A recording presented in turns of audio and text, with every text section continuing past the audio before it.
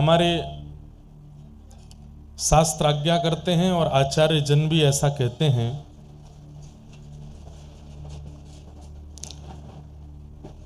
कथा के मध्य में दैव वृष्टि यदि हो तो उसके प्रति भाव ऐसा रखना चाहिए कि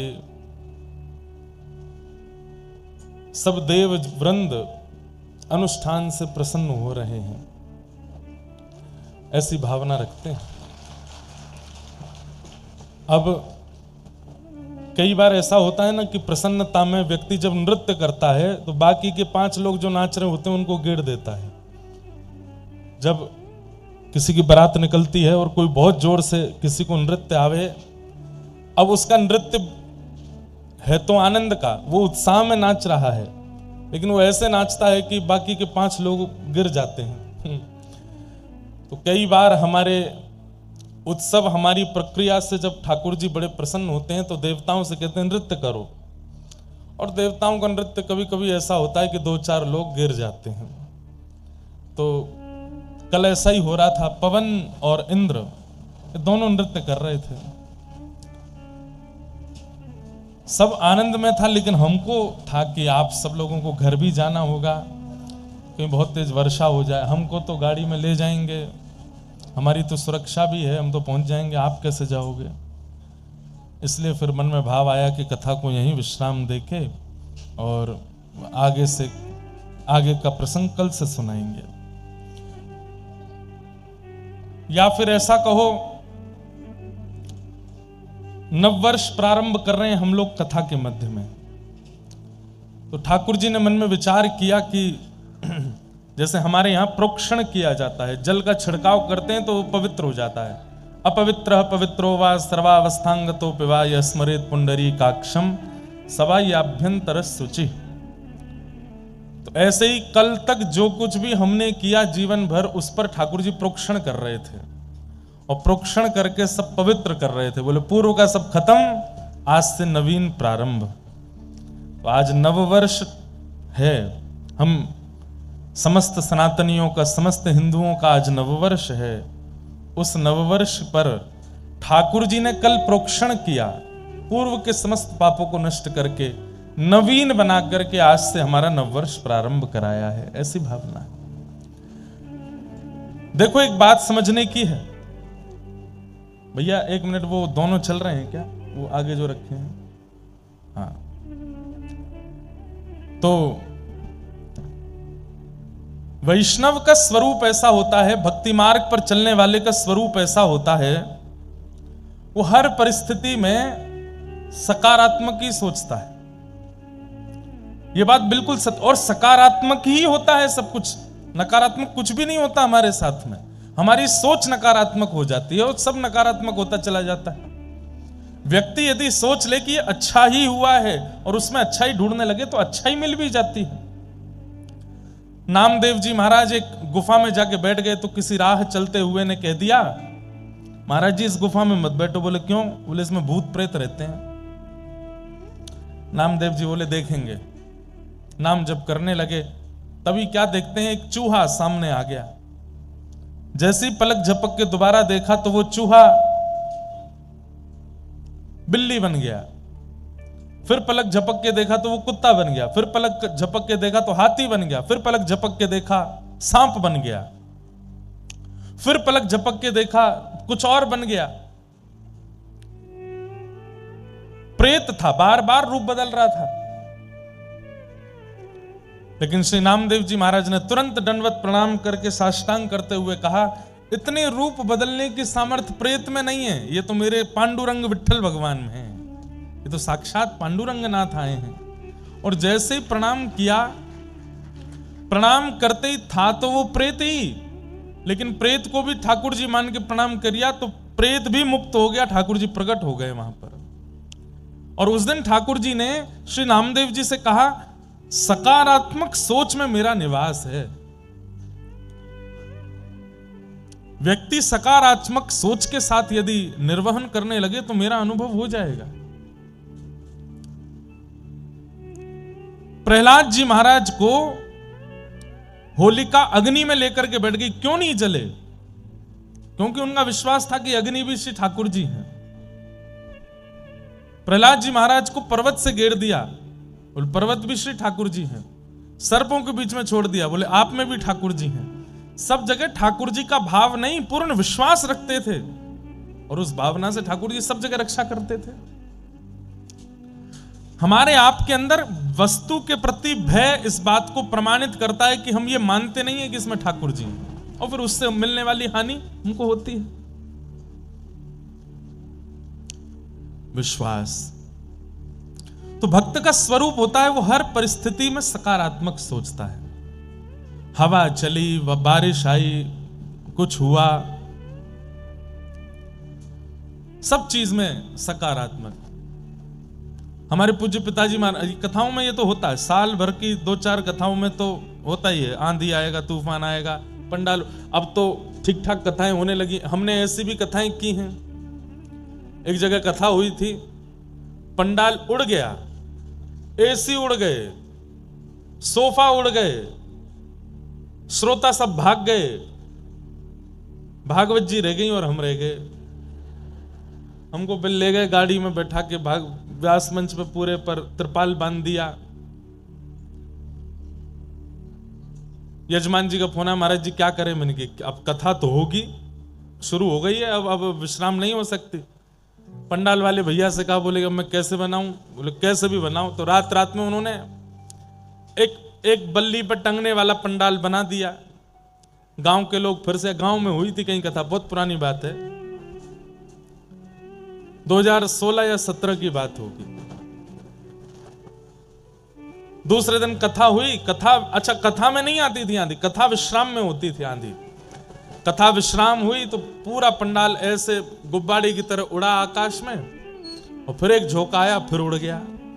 सब भाज गए, जो थोड़ा बहुत सामान वो भी उड़ गया, हम फिर से चले गए। दूसरे दिन फिर यजमान जी का फोन आया, महाराज जी क्या करें? मैंने कथा तो होगी। तीसरा पंडाल बनाया, तीसरे दिन की कथा हुई। तीसरे दिन फिर से आंधी तूफान आया, पंडाल फिर उड़ गया। फिर फोन आया यजमान जी का, क्या करें? मैंने कहा एक काम करो, अब पंडाल मत बनवाओ। जहां हम कथा कर रहे थे वहीं सामने एक मंदिर था हनुमान जी का, वहां बाल हनुमान जी थे, छोटे हनुमान जी। मैंने कहा वहीं पर आप व्यासपीठ लगा दो, हनुमान जी के सामने बैठ जाएंगे, आप सामने बैठ जाना, हम अपने सब संगीतज्ञों को, ब्राह्मणों को वापस भेज देते हैं, वहीं कथा सुनाएंगे। कथा तो होगी, कथा नहीं रुकेगी। तो अब ये भिंड जिले की बात है, भिंड मध्य प्रदेश में। वहां पे ददरौआ सरकार एक डॉक्टर हनुमान जी भी हैं, वहां पे भी मैंने कथा की है। तो मैं जहां रुका था वहां से डॉक्टर हनुमान ज्यादा दूर नहीं थे। उस दिन महाराज जी का निमंत्रण था कि आप आइए प्रसाद पाने, तो मैं प्रसाद पाने गया। महाराज जी बोले सब ठीक? मैंने कहा महाराज जी क्या ठीक, इतने परेशान हो गए, रोज आंधी आती है, पंडाल उड़ जाता है, 3 दिन हो गए। तो महाराज जी बोले बाल हनुमान जी हैं वहां पे, खेल रहे हैं आपके साथ में। मैंने कहा तो अब क्या करें? बोले यहाँ बड़े हनुमान जी हैं, इनसे प्रार्थना करके जाओ। तो फिर हमने डॉक्टर हनुमान जी से प्रार्थना की कि देख लो हमको कथा नहीं करने दे रहे हैं, रोज पंडाल उड़ा देते हैं, आप आके कुछ करो। फिर बड़े हनुमान जी का सिंदूर और उनकी भभूति लेकर के हम गए वहां, छोटे हनुमान जी को जाकर के भभूति लगाई, सिंदूर लगाया, मतलब उनको शांत किया। शांत खेल रहे थे व्यास जी के साथ। और फिर चौथी बार पंडाल बना, फिर नहीं उड़ा। चौथी बार भी उड़ा, कब उड़ा? जब कथा विश्राम हो गई, फिर उड़ गया। जब हम वृंदावन चले गए फिर उड़ गया।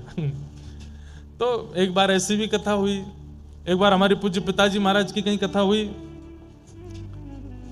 तो वहां इतनी जोर की वर्षा हुई कथा के बीच में, सब श्रोता उठे नहीं, नाचने लगे।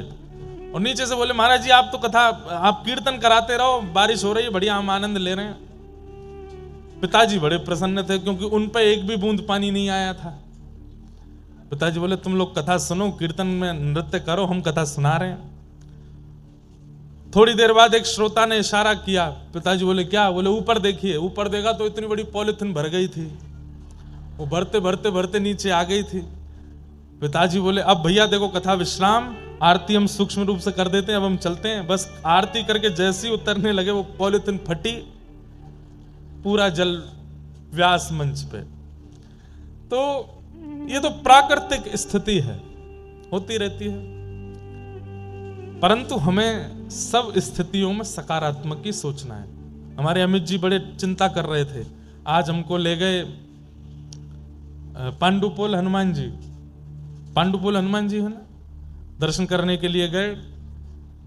वहां हनुमान जी का दर्शन करके लौटे, मौसम तो हो रहा था, धीरे धीरे वर्षा होने लगी। हमसे बोले महाराज जी आप संभालो, कुछ करो। फिर आप बोले कि कल रात्रि में कुछ वैष्णव कह रहे थे, बालक कह रहे थे महाराज जी गिरधर लाल जी को लेकर के नहीं आए अलवर, इसलिए इंद्र वर्षा कर रहा है, क्योंकि गिरिराज उठाने वाले आए ही नहीं हैं, वो आएंगे तो ही वर्षा रुकेगी। मैंने कहा भैया लाल जी से अगर अब भी इंद्र नहीं मानेंगे तो लाल जी से यहीं से पर्ची डाल के पूछ लेंगे आना है कि नहीं। अगर लाल जी ने पर्ची में हाँ बोल दिया तो बुला लेंगे एक दिन के लिए, कौन सा दूर है वृंदावन यहां से, एक दिन के लिए लाल जी आ जाएंगे। लेकिन हमें सकारात्मक रहना है, प्रेम से रहिए, प्रसन्न रहिए, खूब आनंद से कथा श्रवण कीजिए। आज हमारे कथा के मध्य में श्री जटेरी धाम के पूज्य महाराज जी आएंगे, थोड़ी बहुत देर में आने वाले हैं। उनका मंगल में दर्शन होगा। लगभग 1 महीना पूर्व, कुछ दिन पूर्व जटेरी धाम में कथा हुई थी। वहां श्री हसन बिहारी लाल श्री राधा रसिक बिहारी लाल सुंदर विराजमान है, उनका मधुर दर्शन सबको होता है। बड़ा आनंद आया वहां कथा सुनाने में। यहां से लगभग 1-1.25 घंटे की दूरी पर होगा। बहुत सुंदर स्थान है, डीग के पास में जटेरी, गुप्त वृंदावन है। अधिकतर लोगों को वहां का दर्शन नहीं हुआ, कथा के बाद वहां लोग बाग अब पहचान गए तो जाते हैं, लेकिन अत्यंत गोपनीय स्थान है। राजस्थान की सीमा में ही आता है, बहुत सुंदर है। आप लोगों को भी अवसर मिले तो एक बार वृंदावन, बरसाना, गोवर्धन जाने से पूर्व जटेरी प्रणाम करते हुए चले जाना, बहुत सुंदर स्थान है। तो वहां के आज पूज्य महाराज जी भी आएंगे। कल 20 तारीख है, कल कथा में नंदोत्सव, जन्मोत्सव होगा ठाकुर जी का, और कल हमारे पूज्य पिताजी महाराज पूज्य गुरुदेव भगवान भी कथा में आएंगे। सब रसिक जन, संत जनों का आगमन कथा में यहां हो रहा है। अब तो दिन ब दिन कथा में रस बढ़ता जाएगा। आप सब लोग उसका खूब आनंद लीजिए, खूब सुख लीजिए। आज से नवरात्रि प्रारंभ हुई है। नवरात्रि के विषय में हम थोड़ी सी आपको जानकारी और कुछ नियम बता दें, उनका आप लोग ध्यान रख करके अगर पालन करेंगे तो संभवतः यह नवरात्रि बहुत लाभकारी होगी। हम सब कृष्ण भक्त हैं, अधिकतर यहां पर वैष्णव बैठे हैं, तो फिर ऐसा क्या करें कि शक्ति से हमारा मतलब, शक्ति मतलब दुर्गा, शक्ति से हमारी कृष्ण भक्ति बढ़े, उसके लिए क्या प्रयास करें। तो एक बात याद रखिएगा, गोपियों ने भी रास विहार करने से 1 वर्ष पूर्व कात्यायनी की उपासना की थी, और कात्यायनी ने ही कृपा करके श्री कृष्ण को प्रदान किया। सीता जी ने भी राम विवाह से पूर्व देवी उपासना की, और देवी को प्रणाम करने के पश्चात फलस्वरूप राम जी मिले। रुक्मणी जी ने भी कृष्ण विवाह से पूर्व शक्ति को प्रणाम किया, और शक्ति की कृपा से ही श्री कृष्ण प्राप्त हुए। इससे यह बात सिद्ध होती है कि कृष्ण प्राप्ति जिन्हें भी करनी है उन्हें पूर्व प्रणाम शक्ति को करना पड़ेगा, देवी को करना पड़ेगा। तो चाहे मैं हूं, चाहे आप हूं, चाहे यहां विराजमान सब हैं, पंचदेव आपके जीवन में होने चाहिए। पहले सूर्य, उनको प्रणाम करो नित्य। बहुत छोटे छोटे से नियम हैं। रोज सुबह उठते ही, स्नान करते ही कुछ मत करिए, बस हाथ जोड़ करके सूर्य प्रणाम। वैसे तो सूर्य को अर्घ बहुत प्रिय है, अगर हो सके तो तुरंत अक्षत चावल और कुछ रोली मिला करके थोड़ा सुगंधित जल करके सूर्य नारायण भगवान को अर्घ प्रदान करो। इतना भी समय नहीं, सामान्य जल से अर्घ प्रदान करो। और अर्घ भी नहीं दे सकते तो कम से कम सूर्य नारायण भगवान की ओर देख करके प्रणाम करो, दंडवत कर लो रोज, सूर्य प्रणाम। दूसरा, गणपति प्रणाम, श्री गणेश जी को प्रणाम करो। मंदिर दिख जाए तो बहुत अच्छी बात, नहीं दिखता है तो नेत्र बंद करके गणेश जी का स्मरण करके प्रणाम कर लो। तीसरा, शिव प्रणाम, महादेव को प्रणाम करो। चौथा, नारायण को प्रणाम करो, शंख चक्र गदा पद्मधारी श्रीमन नारायण। और पांचवा, शक्ति को प्रणाम करो, दुर्गा को प्रणाम करो। ये पंच प्रणाम रोज करने वाले व्यक्ति का कभी अनित नहीं हो सकता।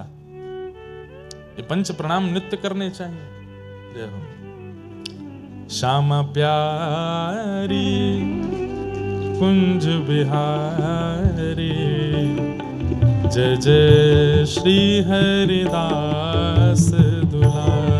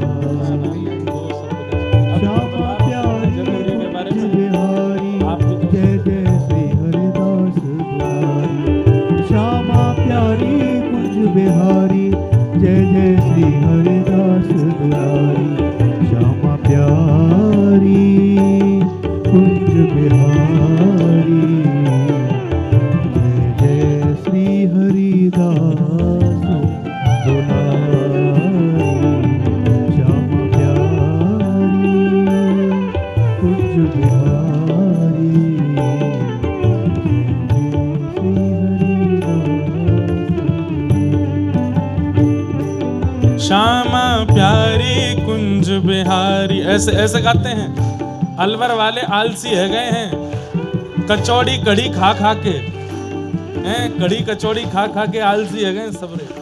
करताल में भैया विराज जाओ, विराज जाओ। श्यामा प्यारी कुंज बिहारी, जय जय श्री हरिदास दुलारी।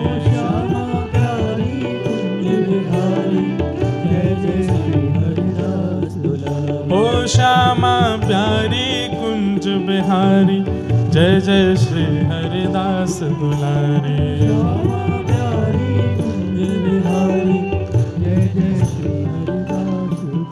ओ श्यामा प्यारी कुंज बिहारी, जय जय श्री हरिदास दुलारी।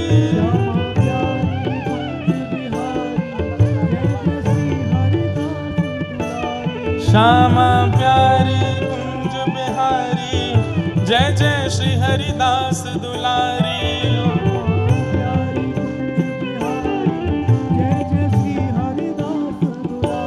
श्यामा प्यारी कुंज बिहारी, जय जय श्री हरिदास दुलारी।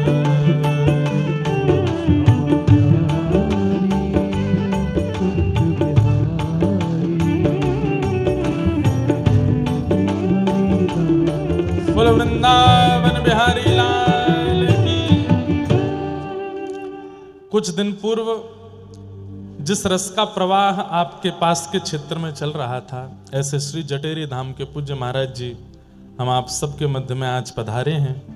सब अलवर वासियों की ओर से पूज्य महाराज जी को बारंबार प्रणाम, और आप सब भी करतल ध्वनि के साथ महाराज जी को प्रणाम कर लो। अद्भुत कृपा आप सब अलवर वासियों पर, डीग वासियों पर और राजस्थान के इस व्रज स्पर्शीय क्षेत्र पर हुई है।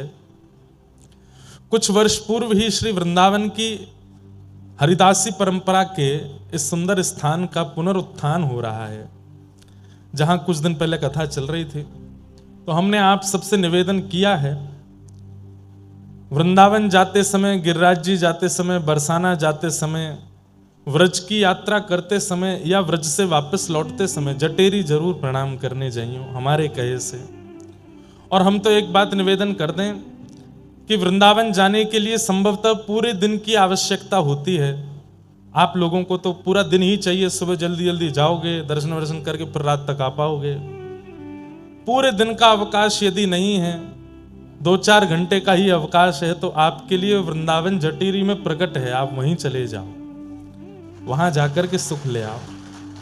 अब हम कोई बहुत बड़ी बात तो नहीं कह रहे हैं, लेकिन वृंदावन वासी को, सब लोग यहां देखो, ध्यान से सुनो, वृंदावन वासी को वैकुंठ भी ना सुहावे, वृंदावन में रहवे वारे को वैकुंठ भी ना भावे। लेकिन ऐसे वृंदावन वासी को भी अगर कोई स्थान भा रहे हो है तो समझो वह जगह पे अप्रकट रूप से वृंदावन सूक्ष्म रूप से प्रकट है चुको है। हम जटेरी कथा करके गए, वहां के बाद कितने दिन तक मन ही नहीं लगो कहीं भी, कितने दिन तक मन ही नहीं लगा कहीं भी। क्यों? बार बार याद आती रही जटेरी की, वही श्री ठाकुर जी को सुंदर दर्शन, ठाकुर जी को सुंदर भाव, सब स्मरण में आते रहे हो। यहां पर भी जिस दिन आ रहे थे तो डीग से जब ऐसे मुड़े तो हमने अपने वाहन चालक भैया से कही, मैंने सीधे नहीं जाएंगे? बोले सीधे रास्ता नहीं हमारे जी, यहाँ है के। मैंने कि सीधे चलते तो एक जटेरी बाहर से प्रणाम करके निकल जाते, लेकिन या तो लौटते समय या बीच में कोई अवसर मिलेगा तो मैं चुपचाप कर आऊंगा प्रणाम। बहुत अद्भुत स्थान है, आप सब लोग भी निश्चित जाइएगा। तो मैं जो निवेदन कर रहा था वो बात आप बहुत ध्यान से सुनिए। पंच प्रणाम, सबसे पहला सूर्य को, गणपति को, शिव को, नारायण को और शक्ति को, ये पंच प्रणाम नित्य किया कीजिए सुबह उठ करके। और उनमें भी अभी जो ये नवरात्रि के दिन चल रहे हैं,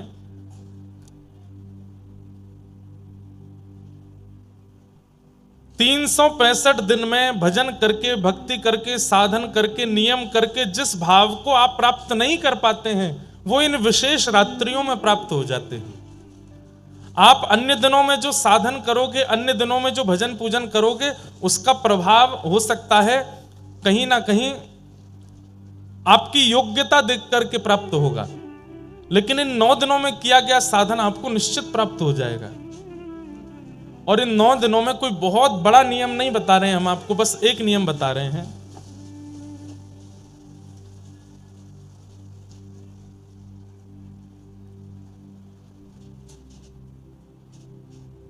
जय जय गिरिवर राज किशोरी, जय महेश मुख चंद्र चकोरी, जय गजवदन षडानन माता, जगत जननी दामिनी युति गाता।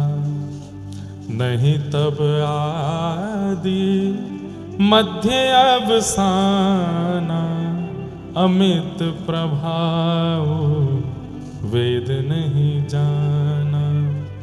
भव भव विभव पराभव कारिणी, विश्व विमोहिनी स्ववस बिहारी।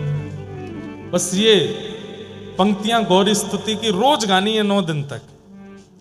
सुबह नहीं गा पाए हो तो आज रात्रि को स्नान करके बैठ करके आसन पर और श्री कात्यायनी पूजन कर रहे हो, इस भाव से इन श्लोकों का गान करना है। और पाना क्या चाहिए? क्या? श्री कृष्ण हमको और प्रिय हो जाए। हे मैया ऐसी कृपा कर दो, हमारी भक्ति में और वर्धन हो जाए, हमारा भजन और बढ़े। वजन नहीं, भजन, भजन और बढ़ जाए। कहीं वह भूल गया ना तो वजन बढ़ ही जाएगा 9 दिनों में।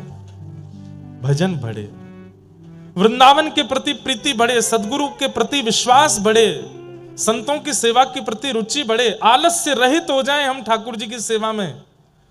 और अंत में कह देना, यदि मैं योग्य हूं तो इस जन्म में श्री प्रिया प्रियतम का नित्य विहार दिख जाए। 9 दिन करके देख लीजिए, क्या पता श्री जानकी जी की कृपा, किशोरी जी की कृपा, जगदम्बा की कृपा इन 9 दिनों में हो जाए और श्री प्रिया प्रियतम हमें प्राप्त। और इसमें संशय मत कीजिए, ये विश्वास के साथ कीजिए कि होगा ही होगा। क्यों? क्योंकि इन्होंने ही गोपियों को मिलाया है ठाकुर जी से, इन्होंने ही रुक्मणी जी को मिलाया ठाकुर जी से, इन्होंने ही सीता जी को मिलाया राम जी से। हमें नहीं मिलाएंगे? निश्चित मिलाएंगे। तो 9 दिन ये गौरी स्तुति की 4 पंक्तियां हैं, इनको रोज करना और कुछ मत करिए पूरे दिन। हम तो चकाचक दाल बाटी खा के आए हैं आज हनुमान जी के पास जाके। कोई हमसे बोला महाराज जी नवरात्रि का आज व्रत है, मैंने कि देखो, अगर तुमको लगता है कि ये अन्न है तो मत खाओ, और लगता है कि हनुमान जी का प्रसाद है तो फिर छोड़ना मत। मैं प्रसाद छोड़ोगे तो अपराध लगेगा, और अन्न खाओगे तो पाप लगेगा। अब सोच लो क्या करना है। हमारी बढ़िया रीति है। देखो, आप कहोगे महाराज जी तो फिर घर में भी तो अन्न ठाकुर जी को भोग लगाने के बाद प्रसाद हो गया, उसको भी पा सकते हैं। वो आपने अपने पैसे से खरीदा, अपने हाथ से बनाया, बना करके सिद्ध करके ठाकुर जी को भोग लगाया है। पर मंदिर में तो ठाकुर जी के सन्मुख का प्रसाद आपको दिया गया है। आपने प्रयास करके, आपने खरीद करके नहीं दिया, वहां पर अपने धन से नहीं खरीदा उसको, ठाकुर जी का प्रसाद है।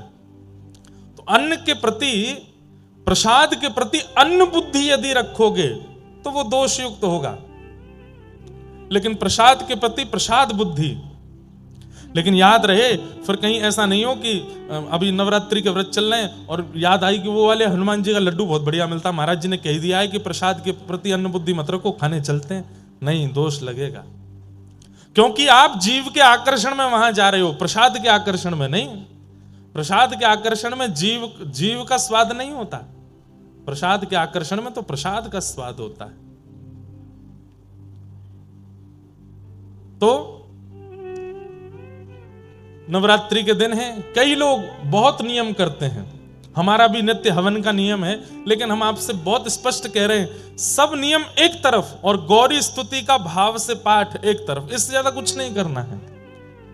केवल गौरी को सुंदर सुंदर रागों में, अगर राग आते हो तो रागों में, राग नहीं आता हो तो केवल भाव से ही ये गौरी स्तुति सुना दीजिए और बस मांग लीजिए कि हमें श्री कृष्ण चाहिए। इन 9 दिनों में आपकी की गई समस्त भावना पूरी होगी होगी होगी, निश्चित होगी। आज प्रथम दिन है, आज श्री शैलपुत्री मैया का पूजन होता है। शैलपुत्री मैया, अब देखो, हम 9 देवियों के हर दिन, आज एक ही बताएंगे, कल 2 देवियों के बता देंगे, परसों 3, ताकि 7 दिन में पूरे हो जाए 9 दिन। शैलपुत्री मैया जो है, ये धैर्य का प्रतीक है। धैर्य किसको कहते हैं? पेशेंस, सहनशीलता, जो हम लोगों में बिल्कुल भी नहीं है। आज के दिन शैलपुत्री मैया का पूजन करने से धैर्य का वर्धन होता है, और धैर्य की कामना से ही आज का पूजन करना चाहिए कि हमारे अंदर धैर्य आवे। बहुत विचलित रहते हैं हम, आंख बंद करते इधर उधर भागता है हमारा मन। हे किशोरी जी, हे जानकी जी, हे श्री दुर्गा मैया, कृपा करना हमारे चित्त में धैर्य आवे। हे शैलपुत्री मैया, धैर्य, सहनशीलता। धैर्य के बिना मन एकाग्र नहीं रहता, मन विचलित रहता है यहां वहां, और भजन में धैर्य बहुत जरूरी है। तो आज के दिन शैलपुत्री मैया को पूजन इसलिए करते हैं ताकि उससे हमारे चित्त में धैर्य आवे।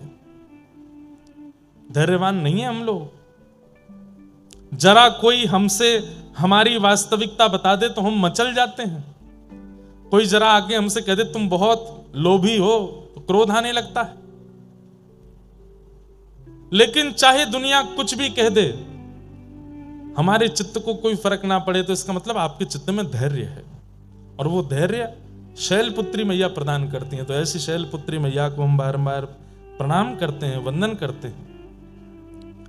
आज प्रथम देवी, अब बाकी की देवियों के रोज हम एक एक देवी का स्पर्श करते हुए चलेंगे ताकि उनसे वह भाव हमें प्राप्त हो सके। हर वस्तु का प्रारंभ, चाहे वो विवाह का प्रारंभ हो, चाहे वो आपके नव जीवन का प्रारंभ हो, चाहे वो आपके नव कार्य का प्रारंभ हो, चाहे वो आपके नए व्यापार का प्रारंभ हो, नए संबंध का प्रारंभ हो, यदि उसमें धैर्य की नींव नहीं है वो टिक नहीं पाएगा। धैर्य यदि नहीं है तो वो धराशायी हो जाएगा।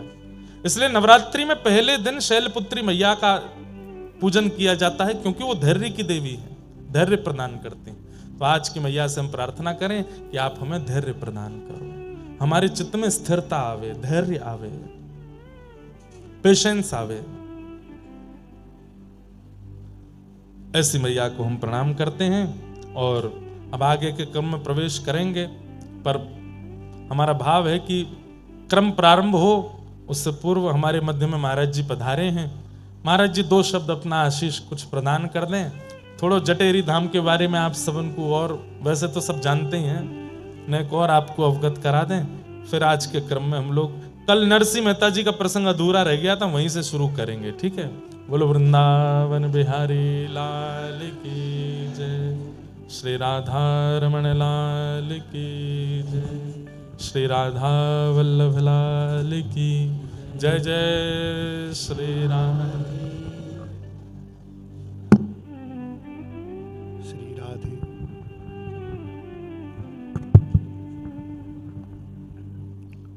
श्रीमन्नित्य निकुंज विहारिणे नमः। श्री स्वामी हरिदासो विजयते तराम। वंदे श्री हरिदास पाद कमलम संसर्ग तापापहम। चेताली प्रमदप्रदं सुललितं पद्मौघशोभाजितं। तत्रत्यै मणितन्तुभिः सुखकरं सेव्यं सदा हंसकैः। तत्केली सुसुधासर प्रविक्षद धृत्पद्मबन्धो प्रियं। नमः कुंज विहारिण्यै नमः कुंज विहारिणे नमः श्री हरिदासाय मुख्य सख्य अवतारिणे। श्री वृंदावन बिहारी लाल की, श्री राधा कुंज बिहारी लाल की, श्री स्वामी जी महाराज की, सब संतन की, सब भक्तन की, श्री व्यास जी महाराज की, श्री परीक्षित जी महाराज की, समस्त वैष्णवन की, सब भक्तन की, श्री यमुना महारानी की, आज के नव संवत्सर पावन दिवस की, श्रीमद् भागवत कथा की, सब श्रोता भक्ता सभी संतन की जय जय श्री राम। आज नव संवत्सर का दिन अपने सनातन संस्कृति का प्रथम दिन है, जिसमें कि आज का दिन वर्ष का प्रारंभ आज से ही होता है। और जिस दिन का प्रारंभ ऐसे परम सौभाग्य के साथ हो कि हमारे परम प्रिय श्री इंद्रेश जी के द्वारा और श्रीमद् भागवत कथा श्रवण करने के लिए आप सबको मिल रही है, इससे बड़ा सौभाग्य और कुछ भी नहीं हो सकता है। कथा तो सभी कहते हैं, किंतु रस में डूबकर और भाव में भरकर जो हमारे परम प्रिय इंद्रेश जी महाराज के द्वारा जो कथा आप लोगों को श्रवण करने को मिल रही है, यह निश्चित ही आपका और सभी अलवर वासियों का परम सौभाग्य है। अब कहने को तो व्यास जी महाराज ही सब कुछ कह रहे हैं, पर व्यासपीठ से आज्ञा हुई है, इसलिए संक्षेप में कुछ कहना। श्री स्वामी हरदास जी महाराज की विरक्त परंपरा मध्य श्री स्वामी ललित किशोरी देव जी महाराज सप्तम आचार्य, श्री स्वामी जी के ही द्वितीय वपु आप इस भूतल पर प्रकट हुए, तथा श्री स्वामी जी महाराज के समस्त आचार्यों ने प्रिया प्रीतम की दिव्य नित्य लीलाओं का प्राकट्य इस भूतल पर किया। जान बिहार गुप्त अति भूतल प्रकट कियो। जो रस इस संसार में दुर्लभ था, उस रस की कुछ बूंद मात्र श्री सुखदेव जी महाराज ने झलकाई श्रीमद् भागवत जी में। श्री व्यास जी महाराज कछु रस गायो सुख भरन, कछु रस गायो सुख भरन पंचाध्यायी के माह, सो रस फैल्यो जगत सब जयदेव आदि ललचाएं। श्री रास पंचाध्यायी श्रीमद् भागवत जी का प्राण है, जिसमें अभी व्यास जी महाराज आप सभी को कथा श्रवण कराएंगे। सभी महापुरुष जितने भी भगवत प्राप्त संत थे, जितने बड़े बड़े महापुरुष हुए, श्रीमद् भागवत जी की जब कथा पढ़ने, श्रवण करने, मनन करने बैठते थे। जैसे ही रास पंचाध्यायी का प्रसंग आता था, महान भाव अपनी समाधि में चले जाते थे। कई संतों ने, कई महापुरुषों ने तो अपना पंच भौतिक शरीर भी त्याग दिया। श्रीमद् भागवत जी की रास पंचाध्यायी इतना प्रभु की नित्य लीला है। यह कलिमल हारी जीवों के कल्याण के लिए परम पावनी गंगा के समान है, जिसका पान करके जीव सदा के लिए अमरता को प्राप्त कर सकता है। तथा वही रस, रस किसे कहते हैं? रस प्रियालाल की नित्य दिव्य लीलाओं को, उनके संसर्ग से जो उत्पन्न होता है उसे रस कहते हैं। तथा वह रस रास पंचाध्यायी में जिस प्रकार श्री सुखदेव जी महाराज ने, परमहंस अवतंश थे आपने इस कलमल के जीवों को कृपा करके रास पंचाध्यायी का उपदेश किया। तथा संक्षेप में इतना ही कहना चाहेंगे कि जिस प्रकार श्री सुखदेव जी महाराज ने रस की कुछ बूंदें बरसाईं, इसी तरह रसिक अनन्य नृपति, रसिक कमल कुल दिवाकर श्री स्वामी हरदास जी महाराज ने उस रस की गंगा बहाई। जांचत जगत रत्ती पल मासा, दीना खोल खजाना खासा। स्वामी जी महाराज ने इस रस के खजाने को खोल दिया, क्योंकि इस संसार में दो ही समुद्र हैं। प्रथम संसार समुद्र तथा द्वितीय प्रेम समुद्र। संसार समुद्र के बारे में तो सभी जानते हैं, लेकिन यह दिव्य प्रेम समुद्र कैसा है, जहाँ इस प्रेम समुद्र में क्या भरा हुआ है। श्री स्वामी जी महाराज कहते हैं कि प्रेम समुद्र रूप रस गहरे, कैसे लागे घाट।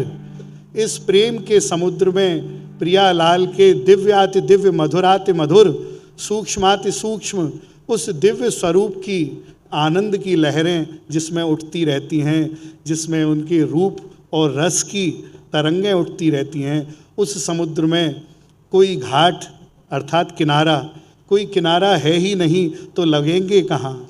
इस प्रेम नदिया की सदा उल्टी वह धार। तो इस प्रेम के मार्ग में जो प्रेमी डूब जाते हैं वह कभी किनारे पर आ ही नहीं सकते। अतः ऐसे दिव्याति दिव्य अजन्मा नित्य किशोर की उपासना को प्रकट करने वाले रसिक सिरमौर श्री स्वामी जी महाराज, जिन्होंने इस भूतल पर इस दिव्य उपासना को प्रकट किया, जिनका जीवन तन मन प्राण सर्वस्व प्रियालाल ही थे, और आपके शिष्य परकर जितने भी आचार्य चरण हुए, सबकी गुरु निष्ठा इतनी प्रबल थी। कल व्यास जी महाराज ने बहुत ही सुंदर कथा सुनाई, अभी रास्ते में श्रवण की। सहजोबाई जी की गुरु निष्ठा के प्रति आपने इतना अद्भुत कथा कल वर्षण किया। इसी कथा के क्रम में कुछ दो शब्द बस। श्री स्वामी जी महाराज के प्रथम सबसे बड़े शिष्य हुए श्री स्वामी विट्ठल विपुल देव जी महाराज। आप भी गुरु निष्ठा के व्यास जी ऐसे ही प्रमाण थे। श्री विपुल विहारन दास जू और गुरु निष्ठा के भूप, श्री स्वामी हरिदास बिन जिन लख्यो न दूजो रूप। श्री स्वामी हरदास जी महाराज का प्रागट्य भादों शुक्ल अष्टमी के दिन, श्री राधाष्टमी के दिन उनका आविर्भाव हुआ, तथा श्री शरद पूर्णिमा के दिन स्वामी जी महाराज ने नित्य धाम में प्रवेश किया। तथा स्वामी जी के नित्य धाम गमन के पश्चात आपके शिष्य द्वितीय आचार्य श्री स्वामी विट्ठल विपुल देव जी महाराज, इतनी गुरु निष्ठा थी कि उन्होंने अपने गुरु जी के विरह में अन्न जल सब त्याग दिया और आँखों पर पट्टी बांध ली कि हमको स्वामी जी के बिना इस संसार में किसी को देखना ही नहीं है। तब आपकी ऐसी दशा को देखकर समस्त रसिक संत समाज वृंदावन के व्याकुल हो उठे। उन्होंने कहा, अरे हरदासी परंपरा के एक आचार्य अभी निकुंज प्रवेश करके चुके हैं, तथा दूसरे आचार्य उनकी ऐसी दशा, जिन्होंने अन्न जल सब त्याग दिया और स्वामी जी के विरह में ही अश्रुपात करते रहे और स्वामी जी के अलावा किसी को देखना ही नहीं, अपने नेत्रों पर पट्टी बांध ली।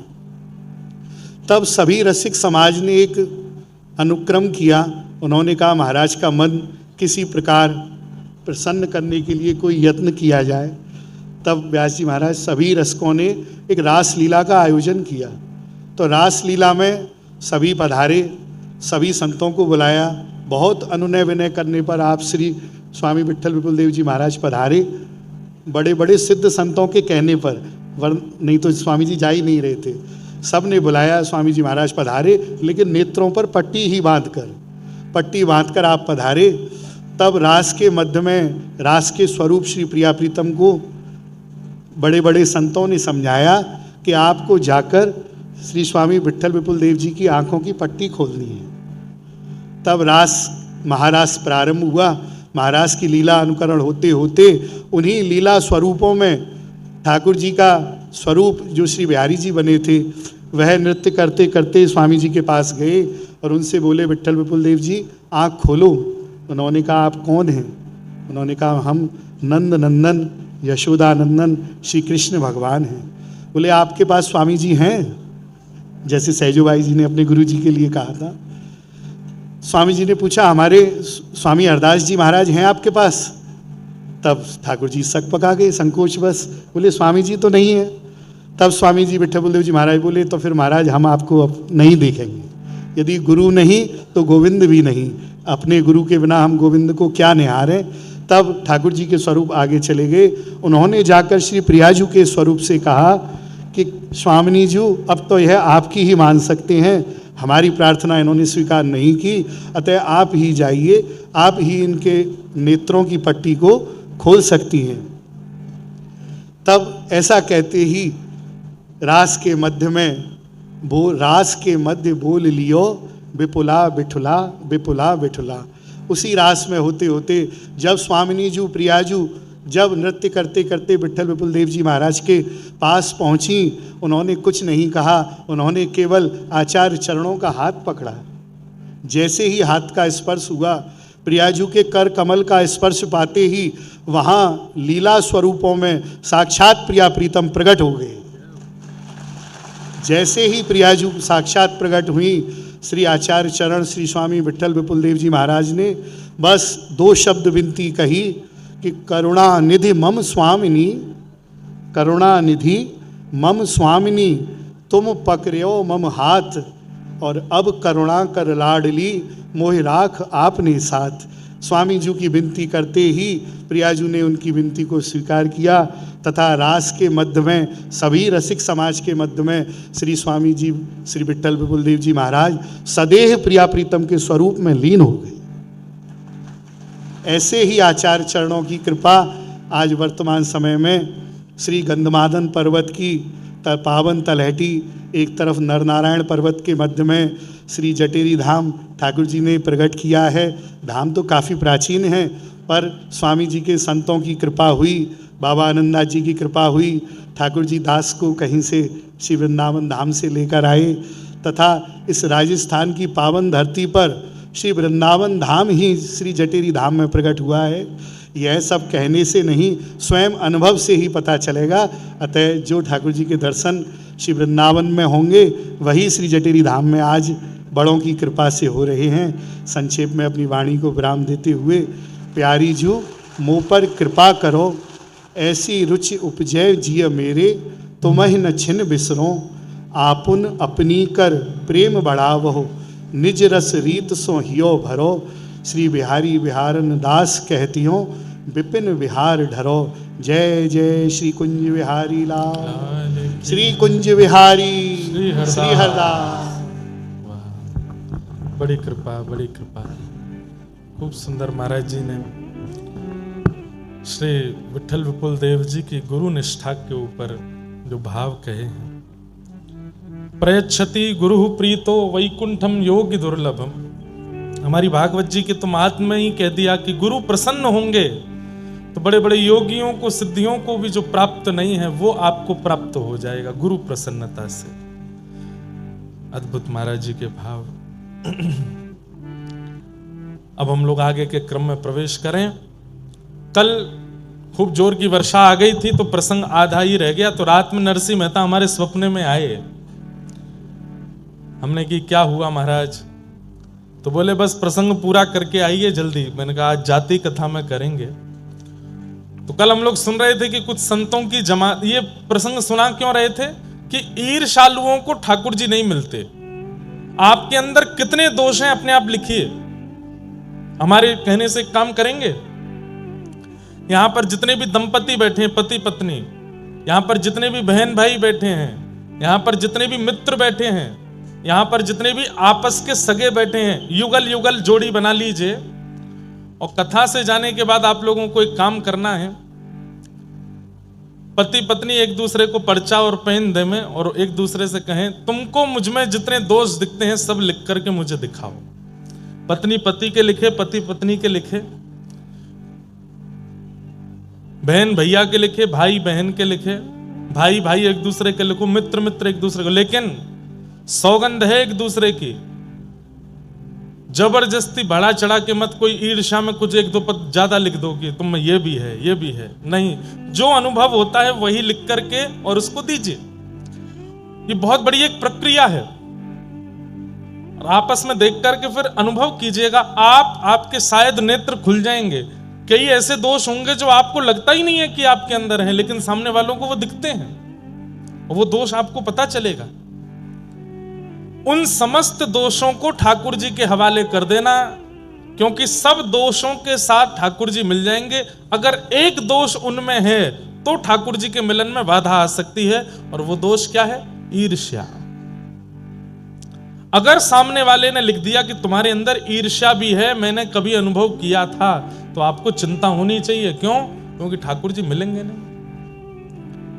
नरसिंह मेहता से इतनी ईर्ष्या करते थे सारे जूनागढ़ वासी कि 700 मुद्रा लेकर के द्वारिका जा रहे उन संतों से कह दिया कि जाओ, यहां इस नगर का सबसे बड़ा सेठ नरसिंह है, 1000 मोहर से नीचे की तो वो हुंडी लिखता नहीं है, तुम लोग जाके चरण पकड़ लेना, रोने लग जाना, मूड मारने लगना, और कैसे भी करके उनसे हुंडी लिखवा लेना, 700 सोने की मोहर उनके घर में धर देना।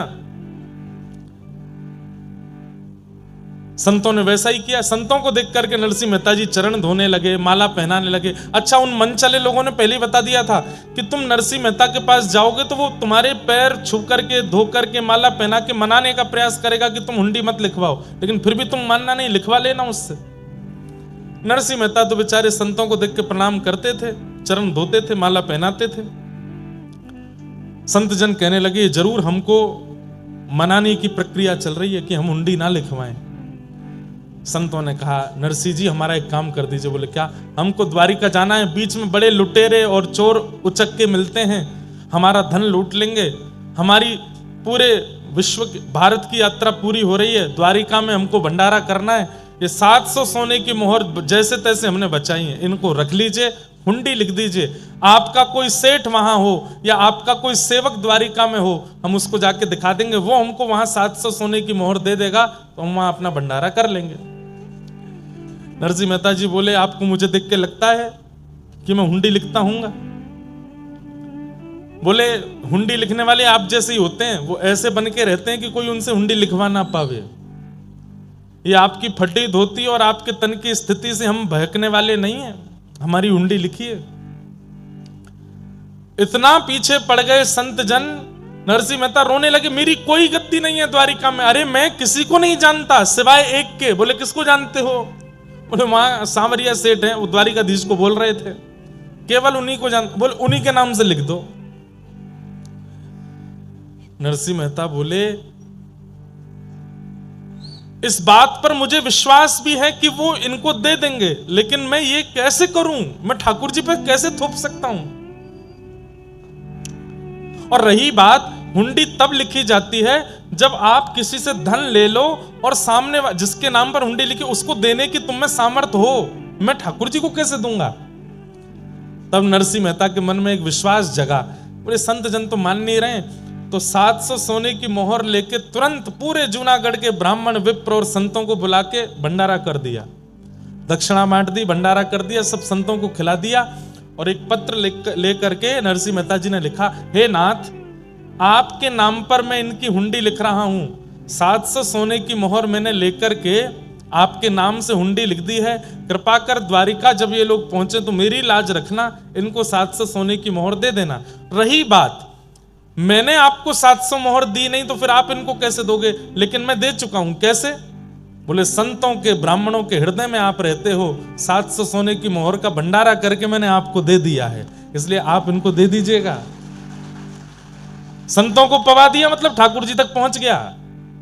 बंधुओं, ठाकुर जी के संग कोई प्रक्रिया करने की इच्छा हो और ठाकुर जी नहीं मिल रहे हो तो किसी साधु, किसी महात्मा, किसी भक्त, किसी वैष्णव के साथ वो प्रक्रिया कर लो।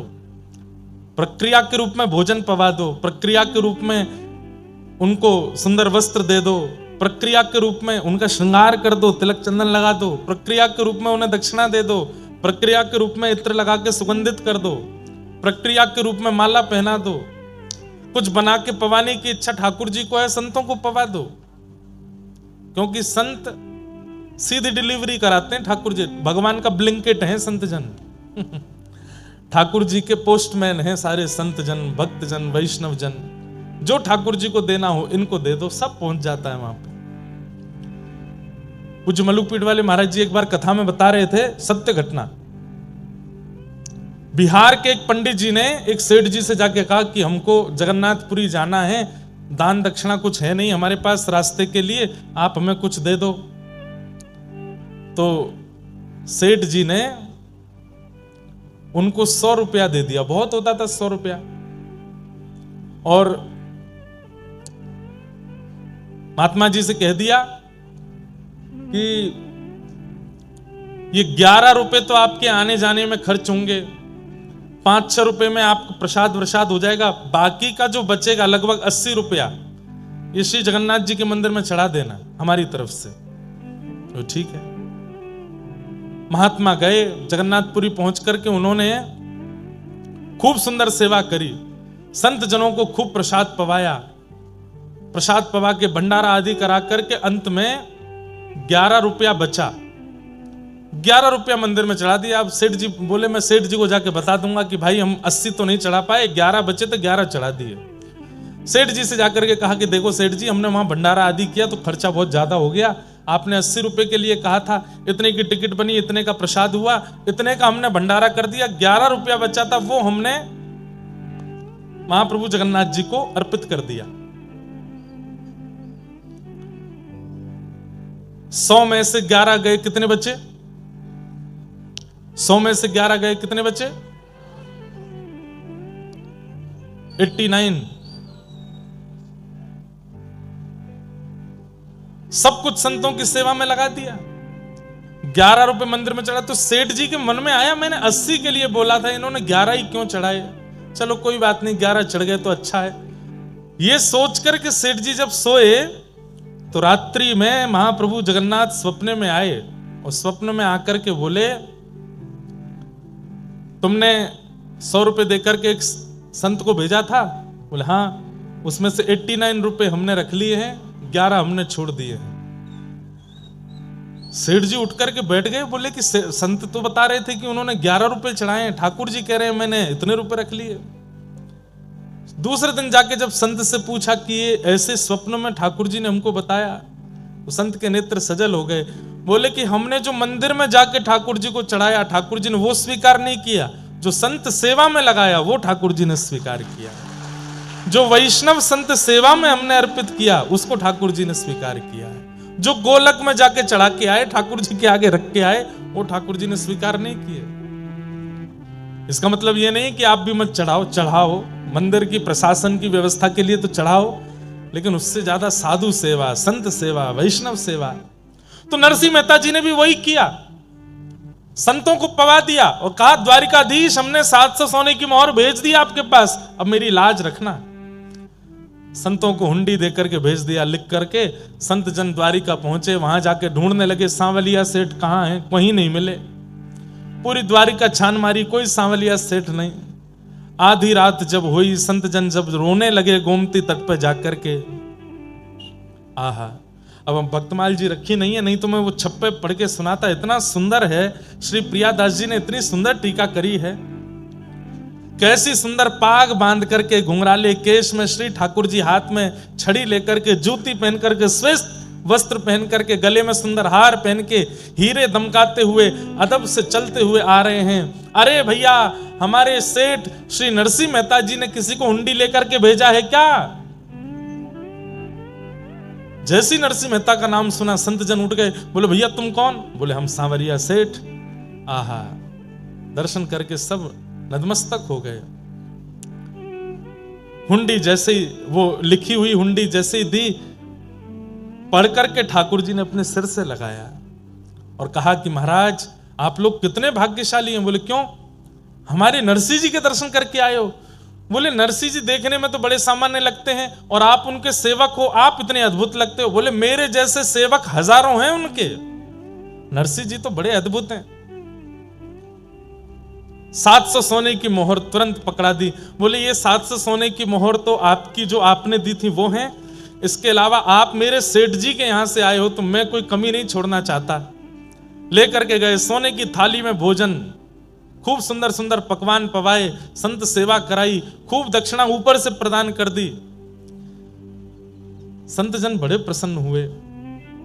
ठाकुर जी ने उल्टा पत्र लिखा और कहा, हे नरसिंह जी, संसार ने मुझे चोर कह करके बुलाया, संसार ने मुझे ये कह करके बुलाया, संसार ने मुझे इतने इतने लालछन लगाए, लेकिन आप कितने अच्छे हैं, आपने मुझे सेठ कह करके पुकारा, सांवरिया सेठ। मैं आपसे बहुत प्रेम करता हूं, जल्द ही आपसे मिलूंगा। ऐसा पत्र लिख करके ठाकुर जी ने संतों के द्वारा भिजवाया, जाओ हमारे सेठ जी को दे देना। नरसिंह मेहता के पास जैसे ही संत पहुंचे, नरसिंह मेहता बोले अब पिटाई होगी। क्यों? इनको 700 सोने की मोहर मिली नहीं होगी द्वारिका में, तभी मारने आए हैं मुझे। लौट करके संत जन आए, नरसिंह मेहता बोले भगवान मुझे क्षमा कर दो। बोले क्यों, आपको मोहर मिल गई? बोले 700 सोने की मोहर तो मिल गई, हमारा संत वो भी हो गया, ऊपर से तुम्हारे वो सेवक ने इतनी दक्षिणा दी हमको, सोने की थाली, सोने की कटोरी, सोने की चम्मच, अरे सब कुछ प्रदान किया। अरे नरसिंह मेहता जी, तुम्हारा वो सेवक इतना सुंदर था, क्या बताएं उसके रूप की। सफेद धोती, सफेद अचकन, सफेद पगड़ी, सफेद बैंत, ऐसी सुंदर उसकी जूती। नेत्र तो कहते ही बनते हैं, कमल जैसे नेत्र थे। आहा, जब बोलता था तो ऐसा लगता था जैसे मानो पुष्प बरस रहे हों। एक बार उसने हमारा स्पर्श भी किया था, क्या बताएं, उसका स्पर्श पाके तो हम धन्य हो गए। अरे नरसिंह जी, कैसा सुंदर सेवक है आपका, हमको ऐसा सेवक मिलता तो हम तो अपने पास ही रखते, अपने से दूर जाने ही नहीं देते। नरसिंह जी बोले पता नहीं किसकी बात कर रहे हैं, समझ में तो आ रहा था ठाकुर जी ने कुछ तो लीला करी होगी। अच्छा, तुम्हारे सेवक ने ये पत्र लिख करके भेजा। जैसे ही पत्र पढ़ा नरसिंह मेहता ने और अंत में पढ़ा कि मैं तुमसे बहुत प्रेम करता हूं, जल्दी मिलूंगा, ये पढ़ करके नरसिंह मेहता तो रोने लगे। आहा, ईर्ष्यालु देखते रह गए और यहां ठाकुर जी ने नरसिंह मेहता पर कृपा कर दी। इसलिए बंधुओं, कोई दोष जीवन में आ जाए चलेगा, आपके अंदर काम है कोई बात नहीं, कथा सुनना शुरू करो, नाम जप करना शुरू करो, नष्ट हो जाएगा। क्रोध है धीरे धीरे वो भी शांत हो जाएगा, मोह है वो भी धीरे धीरे चला जाएगा, लोभ है धीरे धीरे वो भी नष्ट हो जाएगा। कथाएं आदि सुनना शुरू कर दो, सत्संग करो। लेकिन ईर्ष्या है तो मेहनत ज्यादा करनी पड़ेगी, क्योंकि ईर्ष्या ठाकुर जी को प्रिय नहीं है। और दुर्भाग्य की बात है कि ईर्ष्या लगभग मानवों के अंदर होती है, लगभग। अभी कोई आपसे ज्यादा सुंदर कपड़े पहन के आ जाए, हो जाएगी ईर्ष्या। हम कथा में इतने साधारण बन के आ रहे हैं, ये इतना बढ़िया पहन के आ रहा है। हमसे बढ़िया कोई खाने लगे, कमाने लगे, हमसे बढ़िया कोई कुछ प्राप्त कर ले, हमसे बढ़िया घर बना ले, हमसे बढ़िया बच्चे हो जाएं, सब में ईर्ष्या हमारे चित्त में आती है। ईर्ष्या ये कष्ट का कारण। अरे आप लोग तो संसार की बात कर रहे हैं, हम व्यासपीठ में बैठ के कथा करते हैं, कथा करने वालों से ईर्ष्या हो जाती है लोगों को। ऐसी ऐसी ईर्ष्या के लोग हैं।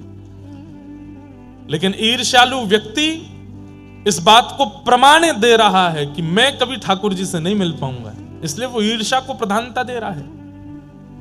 इसलिए हमारी प्रार्थना, ईर्ष्या चित्त में मत लाइए। निर्मत्सराणाम सताम वैद्यम वास्तवमत्र वस्तु शिवदम तापत्रयोन्मूलनम श्रीमद्भागवते महामुनि कृते किंबा परैरीश्वरः सद्यो हृद्वरुध्यते त्रिकृतभिः शुश्रूषुभिस्तत्क्षणात्। श्रीमद् भागवत की कथा कैसी है? ठाकुर जी से संबंध कराती है, ठाकुर जी से कोई ना कोई संबंध कराती है। बंधुओं, ठाकुर जी से संबंध होना या ठाकुर जी के जनों से संबंध होना, ये दोनों ही कृपा की बात है। आप ठाकुर जी से संबंध नहीं बना पा रहे हो तो ठाकुर जी के जनों से संबंध बनाओ। ठाकुर जी के जनों को ही अपना मान लो, ठाकुर जी के जनों से संबंध बनाओ। आहा, अब कोई हमसे गुरु जी कहे, महाराज जी कहे, पंडित जी कहे, इंद्रेश जी कहे, समझ में आती है। एक बार एक कथा में एक बालक बोला जीजा जी। मैंने कि यार ये क्या बोल रहे हो? अरे महाराज जी, किशोरी जी हमारी बहन हैं और श्री लाल जी हमारे जीजा जी हैं, आप वृंदावन वासी हो, लाल जी के सखा हो, तो आप भी हमारे जीजा जी। मैंने कि बहुत बढ़िया। हमने कि साले साहब सेवा करने आ जाना। एक जगह और अद्भुत हुआ, नाथ द्वारा दर्शन करने के लिए मैं गया, तो वहां जैसे मैं पहुंचा तो एक बालक मुझसे बोला नाना जी प्रणाम। मैंने कि यार तूने नाना जी कही मुझसे? बोले कि हाँ महाराज जी, मेरी माता जी रोज आपकी कथा सुनती हैं, तो उन्होंने विचार किया कि मेरी गुरु भावना तो बन नहीं पा रही है, तो मैं इनको पिता मान लेती हूं अपना। जय हो महाराज जी। श्री वृंदावन बिहारी लाल की, श्री राधा रमण लाल की, श्री राधा रसिक बिहारी लाल की, श्री जटेरी धाम की, स्वामी श्री हरदास जी महाराज की जय जय श्री राधे। जय हो। बड़ी तो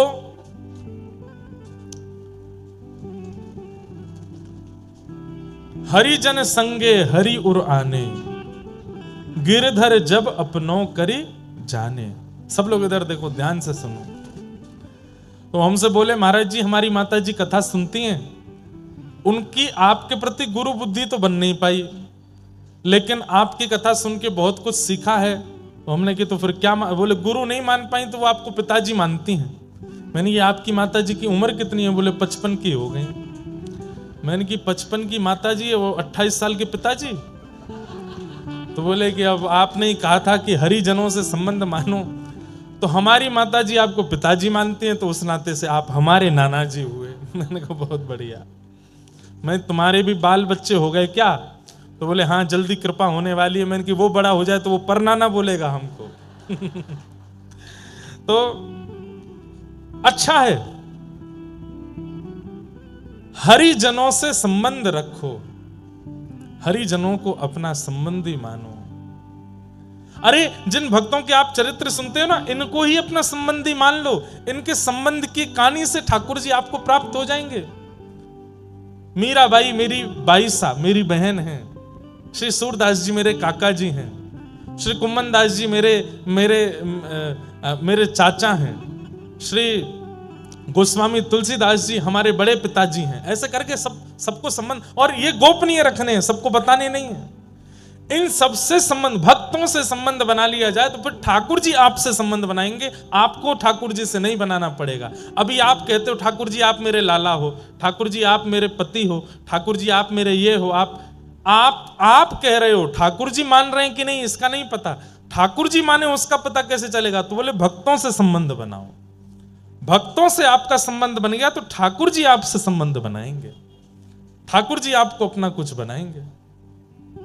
वैद्यम वास्तव मत्र वस्तु शिवदम, श्रीमद् भागवत ठाकुर जी के प्रति संबंध को प्रगाढ़ करती है, कल्याणकारी संबंध कराती है।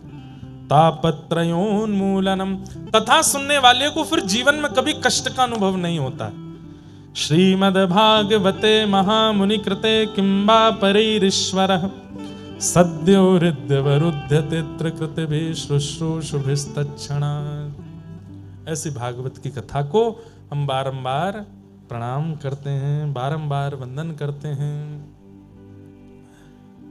नैमिषारण्य क्षेत्र में 88,000 सोनिकादि ऋषियों ने सूत जी से 6 प्रश्न किए और इन्हीं 6 प्रश्नों के उत्तर में सूत जी कथा कहना प्रारंभ करते हैं। अनेक विषयों का उत्तर देते हुए श्री सूत जी महाराज ने भागवत की रचना का प्रसंग बताया। बहुत ध्यान से सुनिएगा। श्री वेदव्यास जी महाराज ने 4 वेदों की रचना की, महाभारत की रचना की, 18 उपपुराण, 17 महापुराणों की रचना की। तब भी मन को शांति नहीं मिली तब नारद जी महाराज की कृपा से उन्होंने श्रीमद् भागवत को रचना कार्य किया। नारद जी महाराज ने जाकर के कहा कि भगवान के प्रभाव नहीं, भगवान के स्वभाव का वर्णन करो, तब मन को शांति मिलेगी। तब श्रीमद् भागवत की रचना हुई। वेदव्यास जी ने वही भागवत की कथा अपने पुत्र सुखदेव जी को प्रदान की। सुखदेव जी ने यही कथा श्री परीक्षित जी को सुनाई। परीक्षित कौन है? पांडवों के वंशधर। इन परीक्षित जी को 7 दिन में मरने का श्राप लगा। सौनकादि ऋषियों ने पूछा ऐसा क्या हुआ कि इनको 7 दिन में मरने का श्राप लगा? तो यहां महाभारत का थोड़ा प्रसंग सुनाया गया। पाहि पाहि महायोगिन देव देव जगतपते, नान्यम तद्भयं पश्ये यत्र मृत्यु परस्परम। बहुत सावधानी से सुनो। उत्तरा के गर्भस्थ शिशु बालक को बचाना,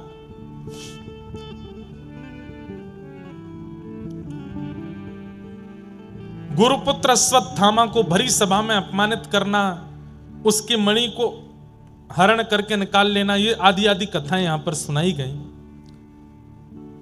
एक प्रकार से पांडवों का युद्ध विजय करा करके और थोड़े बहुत जो कार्य थे उनको समाप्त करके भगवान पांडवों को हस्तिनापुर का राजा बना के द्वारिका प्रस्थान कर रहे हैं। अब हम यहां से कथा सुनेंगे।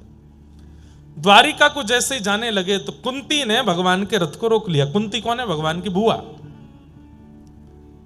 बोले नाथ आप जा रहे हो? बोले बुआ अब देखो युधिष्ठिर राजा हो गया हस्तिनापुर का, आप लोगों का कष्ट खत्म हो गया। अब तक आप लोगों ने इतनी पीड़ाएं सही, वनवास करना पड़ा, सब कुछ सहना पड़ा, अब सब कुछ समाप्त हो गया है। अब आपका राज्य आपके पास आ गया है, महाभारत का युद्ध आप जीत गए हो, अब सब अच्छा आनंद में हो गया, अब मुझे आज्ञा दो, मुझे जाने दो। कुंती ने कहा 2 मिनट नीचे आइए, मुझे आपसे बात करनी है, फिर चले जाना। श्रीमद् भागवत की सबसे पहली स्तुति है कुंती स्तुति, और कुंती ने भगवान से जो बात कही है वो बहुत ध्यान से सुनिएगा। नमस्ये पुरुषं त्वाद्यं ईश्वरं प्रकृते परं, अलक्ष्यं सर्वभूतानां अन्तर्बहिरवस्थितम्। जैसे ही ठाकुर जी रथ से नीचे उतरे, कुंती बुआ ने तुरंत ठाकुर जी को साष्टांग प्रणाम किया। ठाकुर जी 4 कदम पीछे हट गए।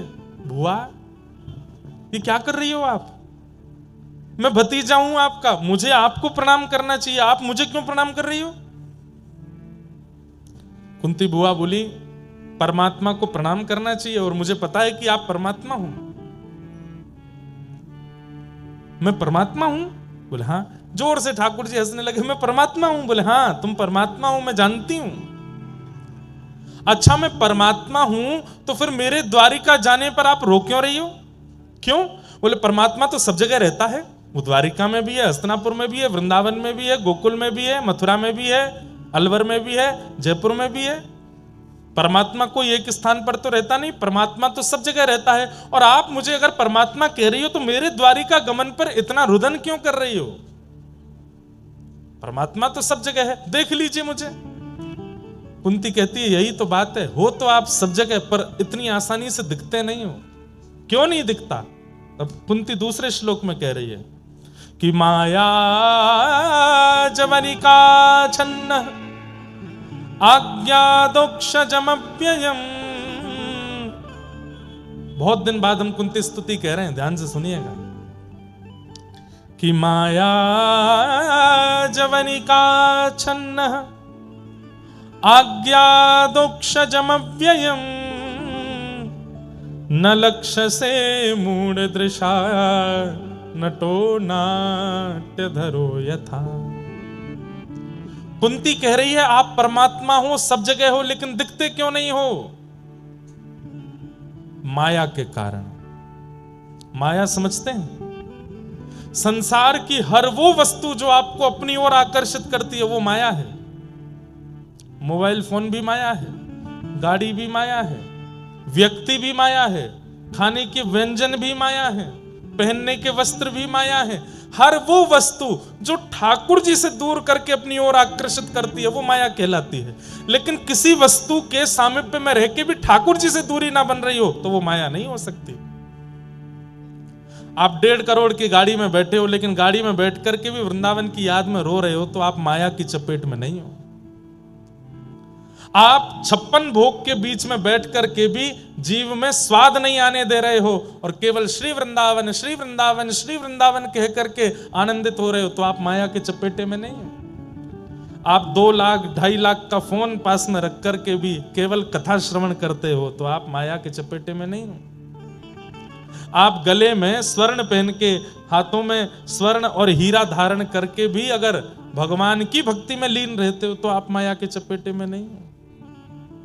और एक बात बोलें, मायावी व्यक्ति अलग ही दिख जाता है। उसके सिर पर कृष्ण नहीं सवार होते, उसके सिर पर धन, उसके सिर पर ऐश्वर्य, उसके सिर पर नाम, उसके सिर पर अभिमान, ये सब सवार रहता है। वो मायावी व्यक्ति है, माया के चपेटे में है। और जो माया के चपेटे में आ जाता है उसको सब जगह होते हुए भी ठाकुर जी नहीं दिखते, उसको मंदिर में भी ठाकुर जी नहीं दिखते।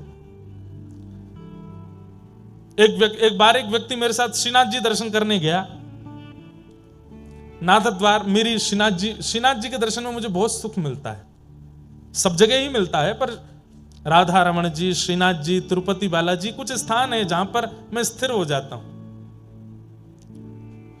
अब श्रीनाथ जी दर्शन करने के बाद मेरे नेत्र तो सजल हो गए। बाहर आकर के थोड़ी देर में मौन रहा। थोड़ी देर बाद वो व्यक्ति क्या बोलता है, महाराज जी वो श्रीनाथ जी की ठोड़ी पे जो हीरा था कम से कम 5-6 लाख का तो होगा। गले में जो हार पहन रखे थे 12-13 लाख के तो होंगे। मैंने कि यहां आकर के भी तुमको वही दिखा। जाकी रही भावना जैसी, प्रभु मूरत देखी तन तैसी। प्रॉपर्टी डीलर होते हैं ना, वो दुनिया के किसी कोने में चले जाएंगे, यहां जमीन के भाव कितने होंगे भैया, वो यही काम करते रहते हैं। कामी व्यक्ति जहां जाता है वहां काम दिख जाता है। धनवान व्यक्ति जहां जाता है उसको वहां धनी धन दिखता रहता है। हमारे साथ एक पंडित जी रहते थे पहले, अब नहीं रहते, वो अब ज्यादा व्यस्त हो गए। वो जहां जाते, महाराज जी घर कितने का होगा, ये कमरा कम से कम 20-22 लाख का तो बना होगा, हैं ये टेबल कम से कम इतने की तो आई हो, मैं तुमको खरीदनी है क्या। अब हम तो घरों में जाते रहते, तो ये थोड़ी है तो सब जगह वही देखना। कई लोगों को देखा गया वो कथा में आकर के भी कथा नहीं सुनते, वो कथा में आकर यहाँ पे ये कमी है, यहाँ पे ये कमी है, व्यास जी भजन ही नहीं गा रहे हैं, 1.5 घंटा हो गया है, कोई चुटकुल्ला नहीं सुना रहे तो ठाका मार के हंसे न, कोई टोना टोटका तो बताते ही नहीं है। जीवन में संकट चल रहे हो उनसे कैसे निवृत्ति की जाए, कुछ तो बताओ। भावना जैसी होती है परिस्थिति वैसी अनुभव देने लगती है।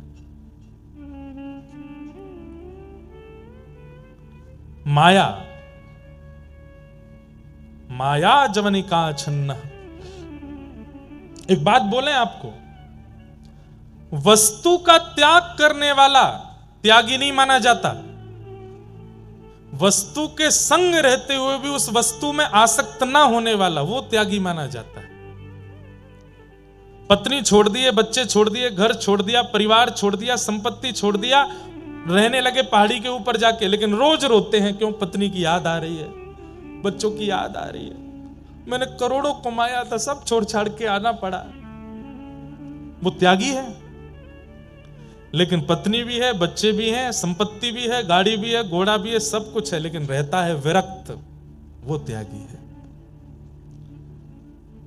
हम गृहस्थाश्रमी हैं, यहां जितने भी बैठे हैं लगभग, हम गृहस्थाश्रमियों को आश्रम नहीं छोड़ना है, पत्नी बच्चे नहीं छोड़ने हैं, पर हां जितनी आसक्ति उन सब में है उतनी श्री कृष्ण में कर लेनी है। हमारा वही त्याग हो जाएगा, वही विरक्ति हो जाएगी, वही वैराग्य है हमारे लिए।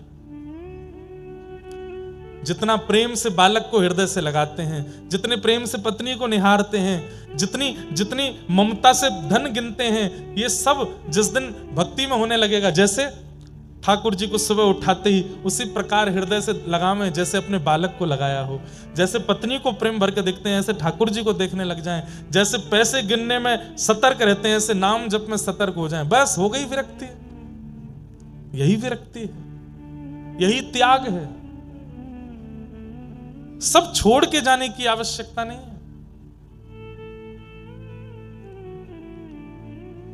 40 साल के हो गए और फिर कहने लगे हम तो ब्रह्मचारी हैं, हमने ब्याह नहीं किया। असली बात यह थी कि किसी ने उनको पसंद ही नहीं किया था। अब 40 साल के हो गए तो क्या करें भाई, ये थप्पा कैसे सहन हो कि हमारा ब्याह नहीं हुआ, हम तो ब्रह्मचारी हैं। घर छोड़ करके बाहर रहने लगे, घर वालों ने निकाल दिया।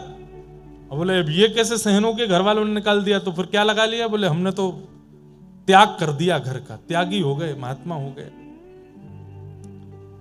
हम गुलाब जामुन नहीं खाते, हम रसगुल्ला नहीं खाते, खाने को मिलता नहीं है, ये बताओ ना। विदेश जाना अपराध है, समुद्र लांघना गलत बात है। खुद को वीजा नहीं मिला था कभी, इसलिए सबके लिए ऐसा बोल रहे हो। बड़े विचित्र हैं संसार। लेकिन वास्तव में माया ही है जिसके कारण ठाकुर जी दिखते नहीं। ठाकुर जी तो सब जगह हैं। इस समय इस पंडाल में भी कहां कहां बैठे होंगे, लेकिन माया है जिसके कारण वो दिख नहीं रहे हैं। तब कुंती कहती है तो फिर दिखते कैसे हैं? बोले जैसे कठपुतली का नृत्य होता है ठाकुर जी, तो कठपुतली नाचती है, गाती है, हंसती है, खेलती है, सब कुछ कठपुतली करती है और दर्शनार्थी ताली बजाते हैं, अरे देखो कठपुतली नाच रही है, कठपुतली हंस रही है, कठपुतली रो रही है।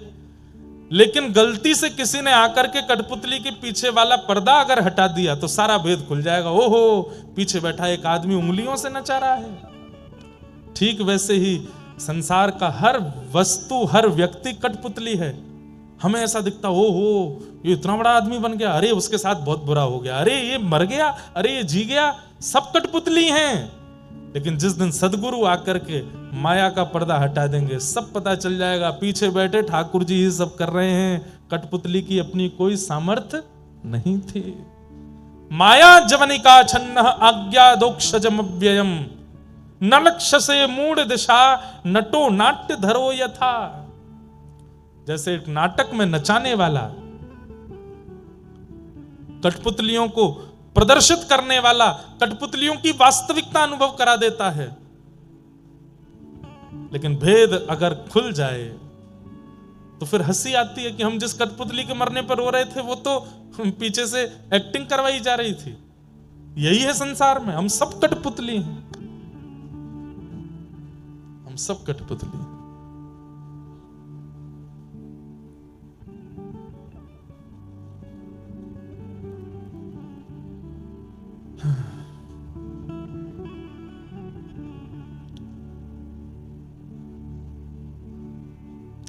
जैसे राखो तैसे रहूं, जैसे राखो तैसे रहूं। हाँ जैसे राखो तैसे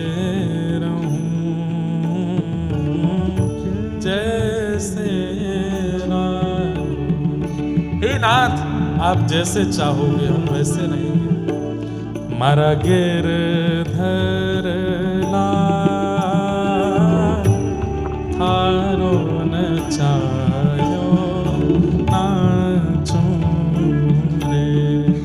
मारा गिरधर लाल थारो नचायो। जैसे आप नचाओगे नाचेंगे नाथ, जैसे आप रखना चाहो रहेंगे नाथ। आओ भाव से गा लो।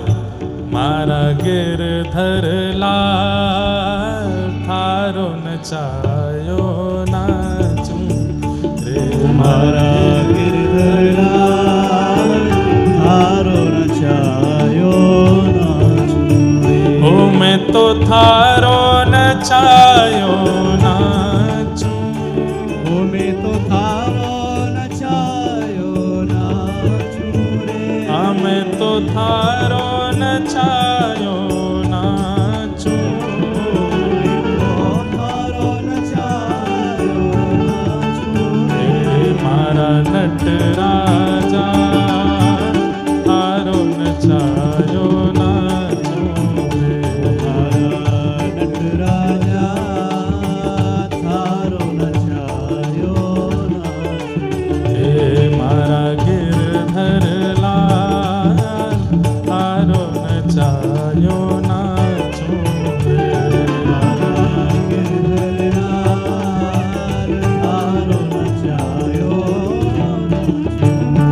रे घर का प्राणी कहाँ ना माने मन मन खुशी मनाऊं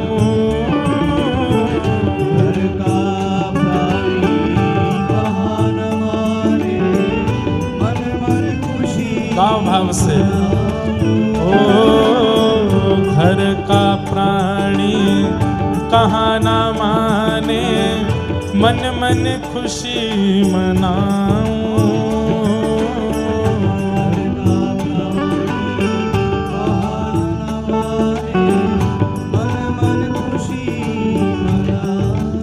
ओ थारे इस मंगल विधान में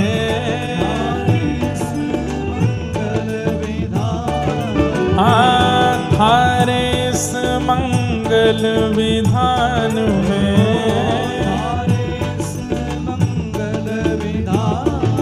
मैं काहे टांग अड़ाऊं मारा गिरधर लाल थारो नचायो नाचूं रे मारा गिरधर लाल थारो नचायो नाचूं हे मारा नटराजा थारो नचायो नाचूं रे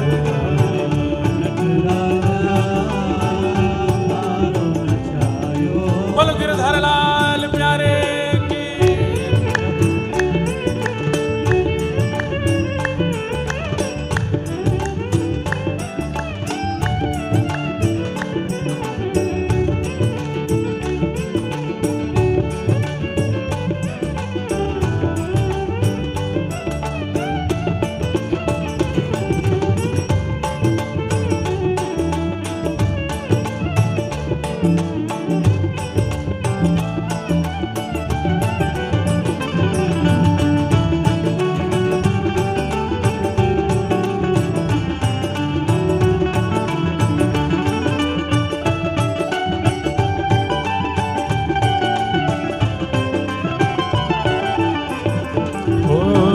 जो तू ठोकर मार गिरावे लकड़ी जो गिर जाऊं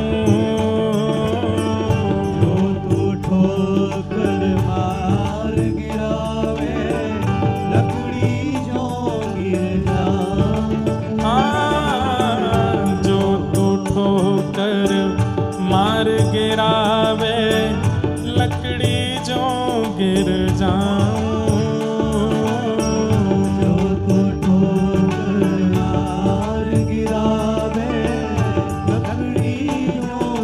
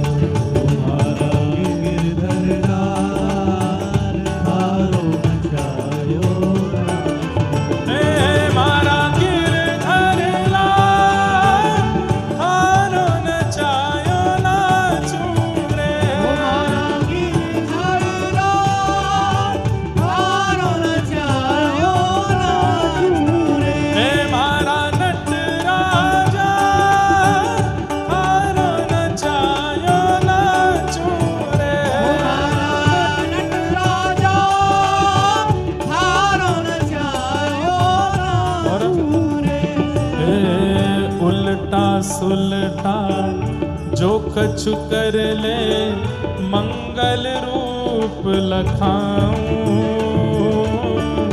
उल्टा सुलटा जो कछु कर ले मंगल रूप लखाऊं। हाँ थारी मन चाही में प्यारे,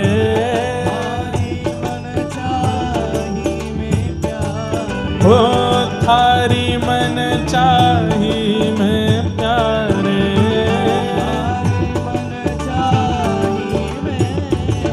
मैं अपनी चाह मिलाऊं हलाऊं मारा गिरधर लाल, थारो न चायो ना चूरे, गिरधर लाल थारो न चायो। भाव से हे मारा गिरधर लाल, थारो न चायो ना चूरे,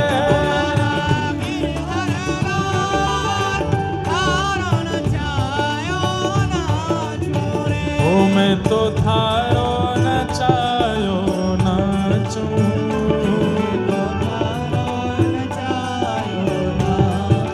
हाँ मैं तो थारो न चायो ना चूरे, हे मारा गिरधर लाल, थारो न चायो ना चूरे,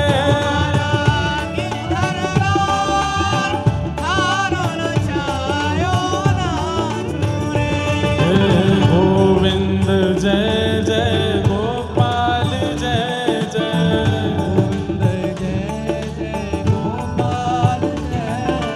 गोविंद जय जय गोपाल जय जय, हरि गोपाल जय जय, हरि गोपाल जय जय, हाँ गोविंद जय जय गोपाल जय जय,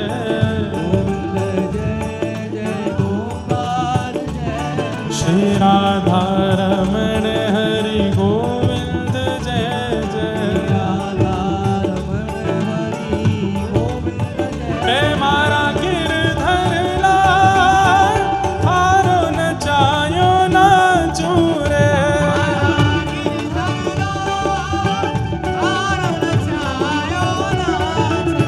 हे मारा नट राजा, थारो न चायो ना चूरे,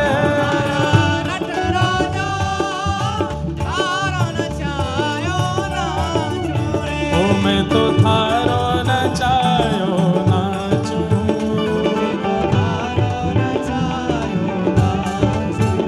मैं तो थारो न चायो ना चूरे,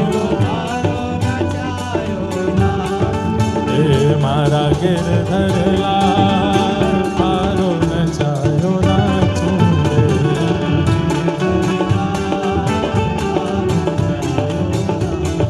हे मारा गिरधर लाल, थारो न चायो ना चूरे,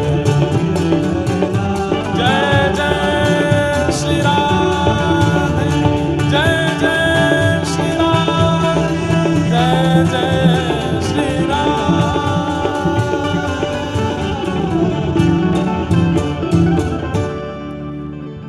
जो तू तन को रोग लगावे, ओढ़ सिरख सो जाऊं,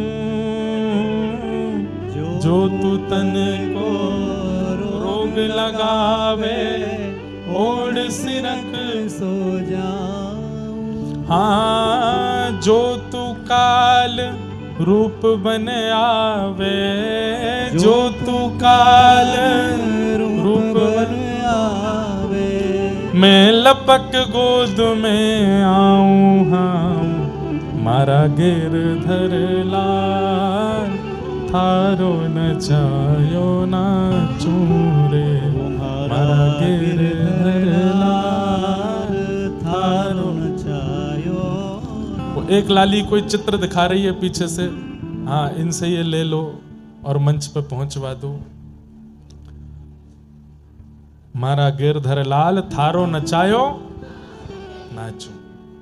इसका मतलब ये नहीं है कि आप भांगड़ा करो उस पे, आप कथक करो या आप भरतनाट्यम करो या आप हाथ पैर चलाओ, वो नाचना नहीं है। ये यहां नाचने का मतलब जीवन रूपी इस मंच पर आप जैसे मेरे साथ करना चाहो नाथ, मैं नाचने को तैयार हूं, आप चाहे जैसे नचा।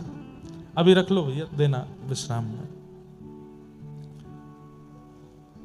घर का प्राणी कहाँ ना माने, मन मन खुशी मनाऊं।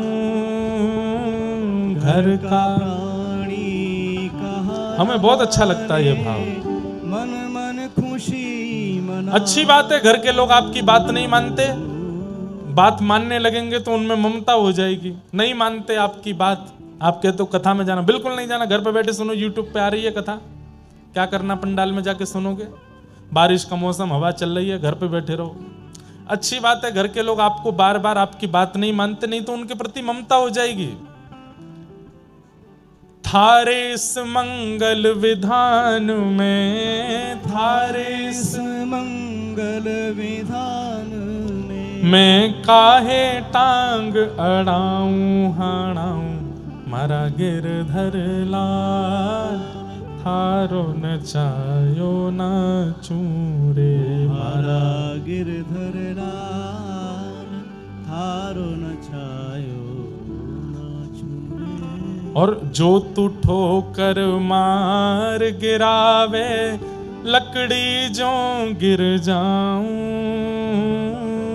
जो ठोकर मार गिरावे, लकड़ी जो गिर जा। लकड़ी गिरती है, लकड़ी जब गिरती है तो ऐसा नहीं है कि हाथ पैर लगा के रोकने का प्रयास करती हूँ, गिरती है तो गिर ही जाती है।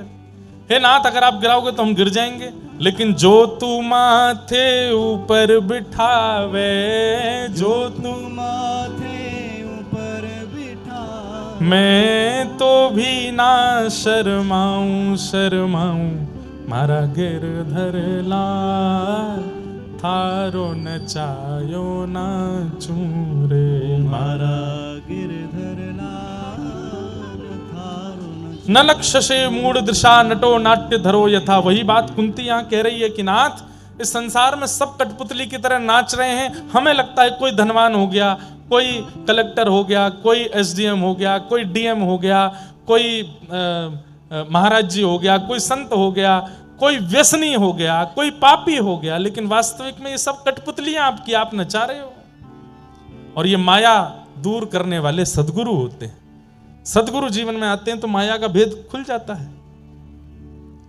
कुंती ने भगवान की स्तुति गाई, अंत में भगवान बड़े प्रसन्न हो गए, बोले मैया कुंती बुआ, मैं मान गया कि तुझे पता है कि मैं परमात्मा हूं। अब मैं परमात्मा हूं, तूने ये सिद्ध कर दिया।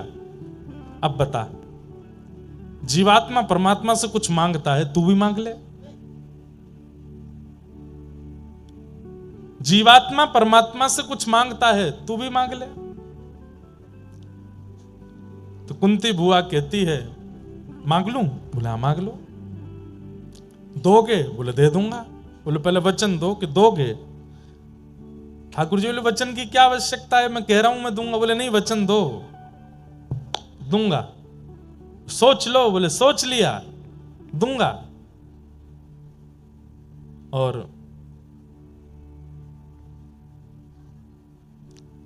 कुंती मांग रही है, क्या मांग रही है? विपद संतु न शश्वत तत्र तत्र जगद्गुरो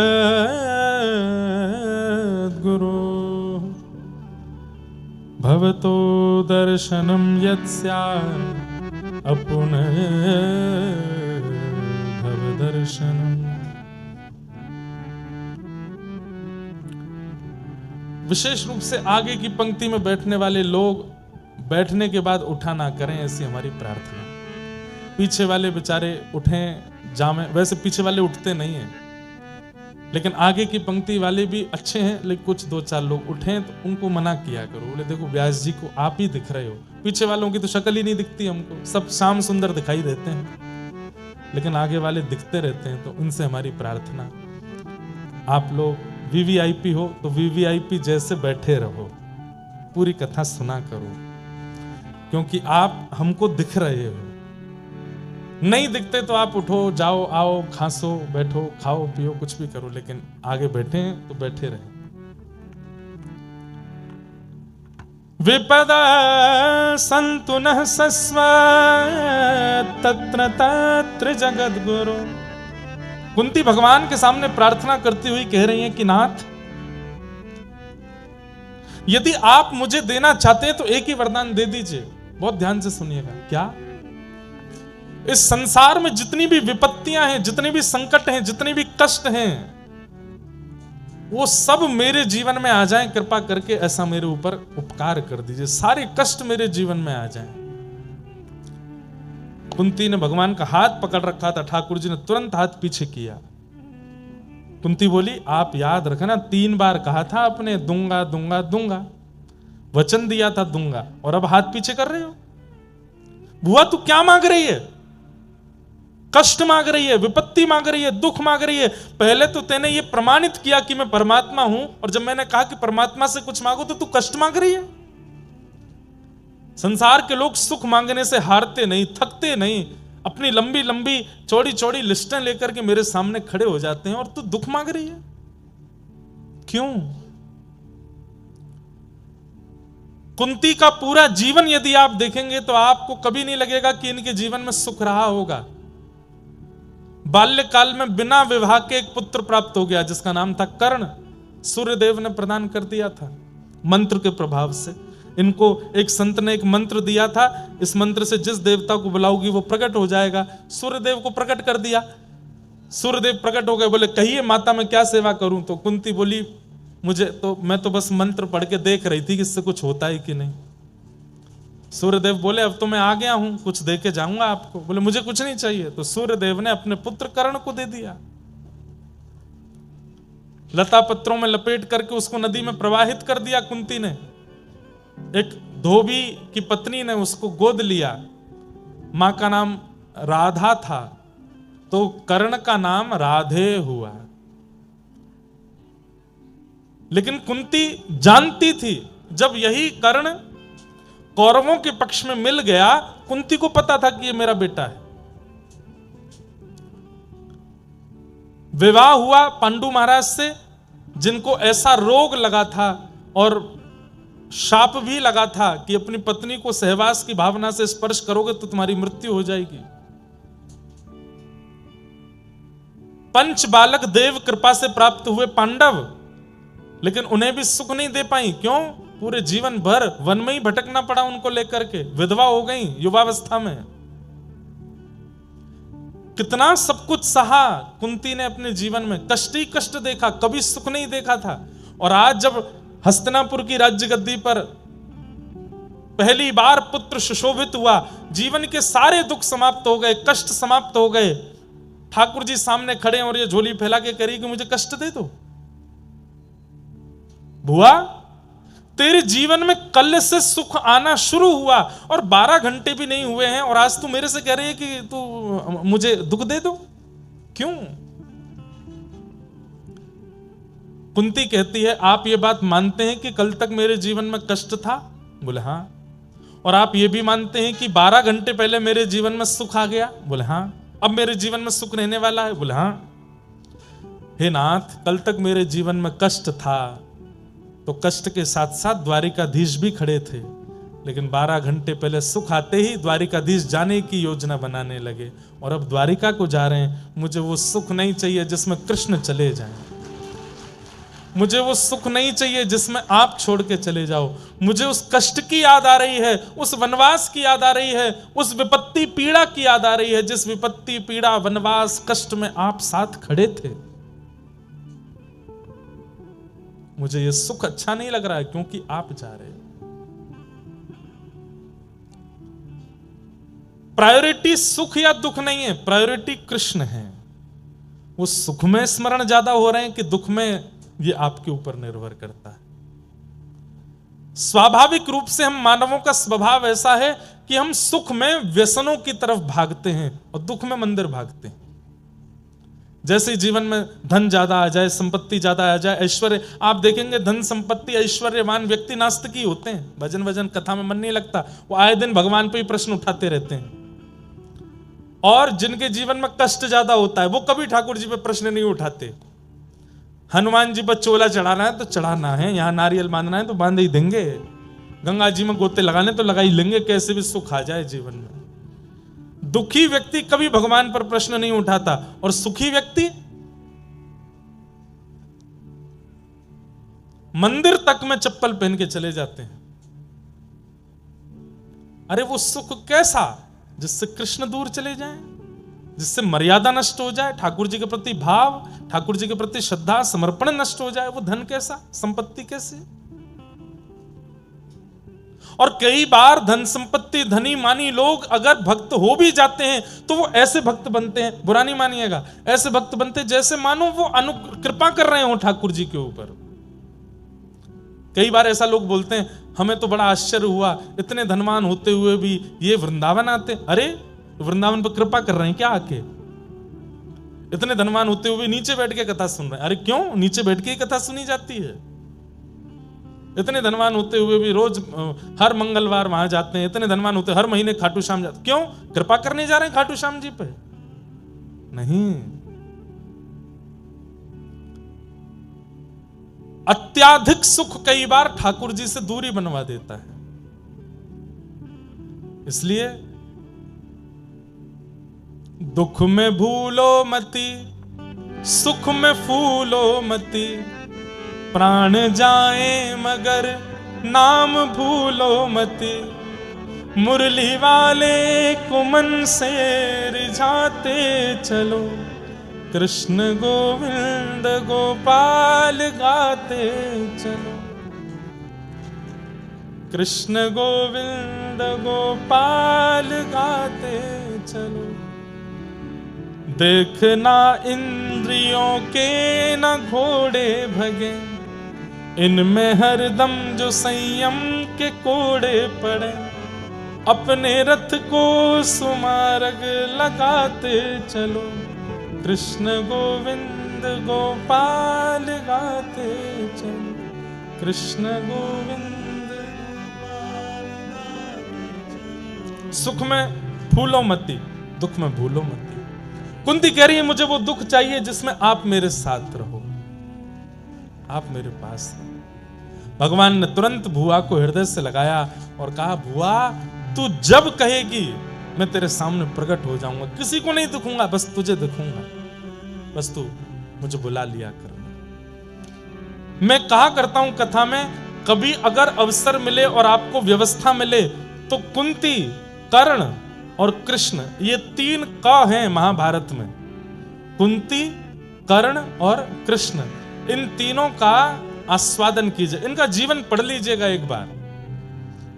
इन तीनों का जीवन पढ़ने के बाद जन्म से लेकर के इनकी संपूर्ण प्रक्रिया, कृष्ण की तो हम सुनते ही हैं, कुंती और कर्ण की भी सुनिए।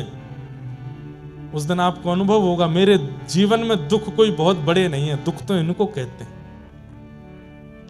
एक बहुत बड़े कवि हैं, उन्होंने कर्ण के ऊपर भी लिखा है, अवकाश नहीं फिर बताएंगे। कुंती भगवान की स्तुति गाती है। ठाकुर जी बोले, अब भुआ अब तुम विराजो। अब रथ में जैसे ही बैठे ठाकुर जी निकलने लगे, इतने में ही रोने की आवाज आने लगी। भगवान ने कहा अब कौन रोने लगा? देखा तो युधिष्ठिर जी रो रहे थे। भगवान बोले अब तुम क्यों रो रहे हो? तब युधिष्ठिर जी बोले, बालद्विज स्विहन मित्र पितृ भातृ गुरुद्वः नमिष्या निरयान मोक्षो यपि यापि वर्षायुतायुतैः। मेरे कारण कितने बालक अनाथ हो गए, कितनी माताएं विधवा हो गई, मैंने अपनों को मार दिया। बहुत ध्यान से सुनिए थोड़ी देर। मोह अर्जुन को हुआ लेकिन युद्ध करने से पहले, और वैसा ही मोह युधिष्ठिर को हो रहा है, पर कब? युद्ध होने के बाद।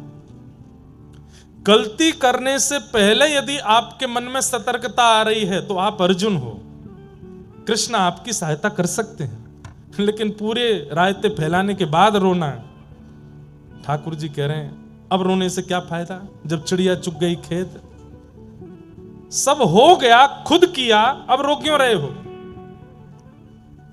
ठाकुर जी कहते हैं ऐसे व्यक्ति कायर होते हैं जो गलती करने से पहले चेतते नहीं, गलती करने के बाद रोते हैं कि हमने बहुत बड़ी गलती कर दी, हमसे अपराध हो गया, कान पकड़ रहे हैं, क्षमा मांग रहे हैं, दंडवत कर रहे हैं। ठाकुर जी कह रहे हैं रोने से काम नहीं चलेगा, अब संकल्प लो दोबारा नहीं करोगे और जो कर दिया उसका दंड भोगोगे तो ही तुम निवृत्त हो सकते हो। युधिष्ठिर रो रहे हैं, भगवान बोले क्यों रो रहे हो? बोले मैंने कितनी माताओं को विधवा कर दिया, युद्ध में उनके पति मार दिए, कितने बच्चे अनाथ कर दिए, उनके पिता मार दिए। यदि मैं ही पीछे हट गया होता युद्ध मैदान से तो ये महाभारत नहीं होता, माताएं विधवा नहीं होती, बच्चे अनाथ नहीं होते। भगवान बोले वाह, बहुत बड़ी बात कह रहे हो युधिष्ठिर। ऐसा ही मोह हुआ था अर्जुन को, लेकिन गीता सुना दी थी मैंने, वही मोह अब तुम कर रहे हो। अब मैं क्या सुनाऊं, बार बार नहीं सुनाऊंगा, इतना समय नहीं है मुझ पे। मेरा मोह दूर कीजिए, मैं बहुत व्याकुल हो रहा हूं, मुझे नरक में भी स्थान नहीं मिलेगा, मैं इतना बड़ा पापी हूं। भगवान बोले अब हम जहां फेल होते हैं वहां हमारे भक्त पास होते हैं। रणभूमि में मेरी प्रतीक्षा कर रहे हैं भीष्म पितामह, चलो उनके पास लेके चलता हूं, वो तुमको ज्ञान उपदेश करेंगे। और भगवान भीष्म पितामह के पास लेकर के गए। बहुत सुंदर स्तुति है भीष्म पितामह की। पितामह भीष्म बाणों की सैया पर लेटे हैं, रोम रोम में बाण लगा है भीष्म पितामह के, लेकिन मरे नहीं है। क्यों? इच्छा मृत्यु का वरदान पिता से मिला हुआ है इनको। बंधुओं, एक बार हम महाभारत की कथा कभी वैसे हमने एक दो लोगों को वचन दिया हुआ है कि हम महाभारत की कथा करेंगे। महाभारत की कथा 7 दिन में नहीं होगी, 1 महीने में होगी, 30 दिन में होगी महाभारत। बहुत अच्छी कथा है महाभारत। एक मानव के जीवन के जितने प्रश्न, सबका उत्तर है महाभारत में। बाणों की सैया पर लेटे हैं भीष्म पितामह, इच्छा मृत्यु का वरदान इनके पिता शांतनु महाराज ने इनको दिया है। जब तक इनकी इच्छा नहीं होगी ये मर नहीं सकते। अगर हमको ये मिला होता वरदान कि तुम्हारी इच्छा मृत्यु है, बताओ क्या करना चाहते हो, तो हम लोग कैसी इच्छा मृत्यु रखेंगे? कढ़ी कचौड़ी खाने को मिल जाए, वृंदावन की लस्सी कोई आके पिला जाए, ये खवा जाए, वो खवा जाए, ऐसी सौंधी हवा चलने लग जाए, खूब सारे गहने मेरे शरीर पर पड़े हों, हाथों में खूब सारे हीरे की अंगूठियां हों, सारे भोगों को भोग करके पेट। एक व्यक्ति मुझसे कहीं बोला, महाराज जी मैं बस एक ही चीज चाहता हूं कि मैं भूखा नहीं मरूं, मेरा पेट भरा हो जब मेरे प्राण निकले। मैंने कहा वाह, ऐसी भी इच्छा होती है लोगों की। लेकिन भीष्म पितामह की इच्छा मृत्यु क्या है कि द्वारिकाधीश सामने खड़े होंगे, मैं उनके सुंदर श्याम सरोरुह वदन को देख रहा हूंगा तब प्राण त्यागूंगा। बंधुओं, एक कथा याद आ गई। भीष्म पितामह कलिकाल में एक भक्त के रूप में प्रकट हुए जिनका नाम था सेन नाई, जो बाल काटते हैं। ऐसे एक नाई के रूप में इनका जन्म सेन नाई भक्तमाल जी में कहते हैं कि वो भीष्म पितामह का ही पुनर्अवतार है। इतना सुंदर प्रसंग है सेन नाई का, हम पहली बार सुना रहे हैं। ये नाई थे, बाल काटने का काम करते, और राजा के नाई थे, राजा के बाल काटते थे, और किसी के बाल काटने को उनका अधिकार नहीं था। तो नगर के राजा के नाई थे। एक दिन इनके मन में बड़ी भक्ति जगी तो कथा सुनने गए। तो कथा में व्यास जी बता रहे थे कि गीता में भगवान कहते हैं मासा नाम मार्गशीर्षो, हम मार्गशीर्ष महीना मैं हूं, इन भावों में ये मैं हूं, इन भावों में भगवान अपनी विभूतियों का वर्णन कर रहे थे। सब लोग ध्यान से सुनिएगा, 10-15 मिनट और सुनो फिर विश्राम करेंगे। और तभी भगवान गीता में कहते हैं कि मानवों में जो राजा है वो मैं हूं। जहां कहीं भी राजा हैं, भगवान ने यह बात कही है कि राजा मेरा ही प्रतिनिधि है। राक्षसों में प्रहलाद में हूं, भगवान स्वयं कह रहे हैं। तो सेन नाई बैठ करके कथा सुन रहे थे, बोले कि मानवों में राजा मैं हूं, राजा मेरा ही प्रतिनिधि है। तो नाई तो बड़ा प्रसन्न हो गया, बोले मुझे ठाकुर जी मिल गए। अपने राजा की इतनी बढ़िया हजामत करते, उनके हाथ पांव दबाते, मालिश करते, खूब हाथ पैर दबाते, सिर और बढ़िया प्रेम से सेवा करने लगे। बोले कि यही हमारे भगवान हैं। अब तो वो राजा के हफ्ता में 1-2 बार जाके हजामत करते, और उसके बाद कभी समय मिलता तो कथा सुनते। एक बार कथा में व्यास जी ने बोला कि बिन गुरु के हुए ठाकुर जी प्राप्त नहीं होते। तो सेन नाई जी के मन में आया कि अब मैं गुरु कहां से खोजूं। तब किसी ने इनको बताया, बोले काशी में विराजमान है श्री रामानंदाचार्य जी महाराज, आप उनकी शरण में चले जाओ, वो बहुत अच्छे गुरु मिलेंगे। और श्री सेन जी काशी चले गए। काशी में जाकर के रामानंदाचार्य जी से दीक्षा लेने का खूब प्रयास किया, लेकिन रामानंदाचार्य जी ने दीक्षा किसी कारण से नहीं दी, व्यस्तता के कारण, साधना के कारण। एक बार एक संत इनके पास हजामत कराने आए अपनी, तो ये उनके केश काट रहे थे, मतलब मुंडा कर रहे थे, बिल्कुल सारे बाल उड़ा रहे थे। शिखा छोड़ दी तो संत विरक्त थे, उन्होंने कही शिखा भी काट दो। उन्होंने कही अरे आप कैसी बात कर रहे हैं, मैं शिखा नहीं काटूंगा, ये तो बहुत बड़ा पाप है। बोले अरे मैं विरक्त हूं, विरक्त शिखा सूत्र नहीं रखते। सेन नाई जी बोले आप जो कहेंगे सब स्वीकार है, पर शिखा नहीं काटूंगा। तो बोले भैया काटनी पड़ती है, हम विरक्त हैं, हम शिखा नहीं रखते। तब अंत में सेन नाई जी ने कहा आप बहुत बड़े संत हैं, बहुत बड़े महात्मा हैं, रामानंदाचार्य जी से बुलवा दीजिए कि शिखा काट सकते हैं तो मैं काट दूंगा। सेन नाई जी ने बड़ी युक्ति समझी कि भाई इसी से गुरु सन्निधि भी मिल जाएगी और इनकी शिखा भी काट देंगे। संत लेकर के रामानंदाचार्य जी के पास गए, तो रामानंदाचार्य जी को ये बात बड़ी अच्छी लगी कि इन्होंने लाख कहने पर भी शिखा काटी नहीं, कितना इनका भाव है। और वो सब भाव देख करके, प्रेम देख करके रामानंदाचार्य जी ने फिर समझा करके जो भी भाव था वो कराया। सेन नाई जी की इस निष्ठा को देख करके उन्होंने दीक्षा प्रदान की, तिलक दिया, नाम दिया, मंत्र दिया। सेन नाई जी बोले आज्ञा करें। बोले आज्ञा यही है, वापस अपने गांव जाओ, वहीं रह के भजन करो। तो सेन और संत जन जब भी गांव में आवे, सब काम छोड़ करके उनकी सेवा करना, ये हमारी आज्ञा है। जो मंत्र दिया है इसका जाप करो, संतों की सेवा करो। सेन नाई जी लौट करके अपने गांव आ गए। राजा ने इनको बुलवाया कि कल हमको एक दूसरे राजा से मिलने के लिए जाना है, सुबह आकर के हमारी हजामत कर दो, मालिश वालिश कर दो, उसके बाद हम स्नान करेंगे फिर जाएंगे। रात्रि में सब व्यवस्था करके सेन नाई जी सोए। सुबह उठे तो क्या देखा, कीर्तन की ध्वनि आ रही है, और तभी देखे कि अयोध्या से कुछ संतों की जमात दर्शन करने के लिए जगन्नाथपुरी जा रही है, और मार्ग में इनके गांव में होके निकल रहे हैं। तभी गुरु आज्ञा स्मरण में आई कि 100 काम छोड़ के संतों की सेवा करना। सेन नाई जी काम छोड़ा नहीं, भूल गए कि राजा के यहां जाना है। संतों को प्रणाम किया, वो कहा हमारे घर चलें, आप सबकी मैं सेवा करूं। संतों के चरण धो रहे हैं, उनको सुंदर वस्त्र अर्पण कर रहे हैं, पत्नी के साथ बैठ के खूब सुंदर उनको प्रसाद पवा रहे हैं। और प्रसाद पाने के बाद संतों से निवेदन किया आप कुछ सत्संग कीर्तन हो जाए। उनमें से एक श्रेष्ठ संत प्रवर, उन्होंने प्रवचन किया, सुंदर कथा सुनाई, सब भावुक हो गए और कीर्तन प्रारंभ हुआ। नाचने लगे सेन नाई और पत्नी, सब बिल्कुल निमग्न होकर के भजन में नृत्य कर रहे हैं, नेत्रों से अश्रु प्रवाह हो रहा है, राम जी का स्मरण कर रहे हैं, गुरुदेव की याद कर रहे हैं। और यहां राजा प्रतीक्षा में बैठा है, मुझे दूसरे राजा से मिलने जाना है। सेन नाई हमेशा समय से पहले आ जाता है, मैं नीचे आके बैठ गया, अभी तक आया नहीं। राजा ने तुरंत कहा मेरी तलवार कहां है, लेकर के आओ उसको, और इस सेन को तो मैं जाकर के देखूंगा। तलवार लेकर के आए, घिसने लगे उसको, घोड़ा बुलाओ मेरा, कहां है सेन नाई का घर, उसके घर चलना है। इतने में ही देखा कि सामने से दौड़ते हुए सेन नाई आ रहे हैं, अपनी पगड़ी संभाल रहे हैं, कभी हजामत का डिब्बा संभाल रहे हैं, कभी धोती संभाल रहे हैं, और दौड़ते दौड़ते आए। अरे महाराज महाराज महाराज महाराज मैं आ गया। कहाँ रह गए इतनी देर? बोले महाराज क्षमा करते हैं, बहुत बहुत विलंब हो गया। बोले नहीं नहीं नहीं, दंड तो तुमको मिलेगा। भगवान भगवान क्षमा कीजिए, आप बैठिए ना, मैं जल्दी कर देता हूं, आपको विलंब हो रहा है।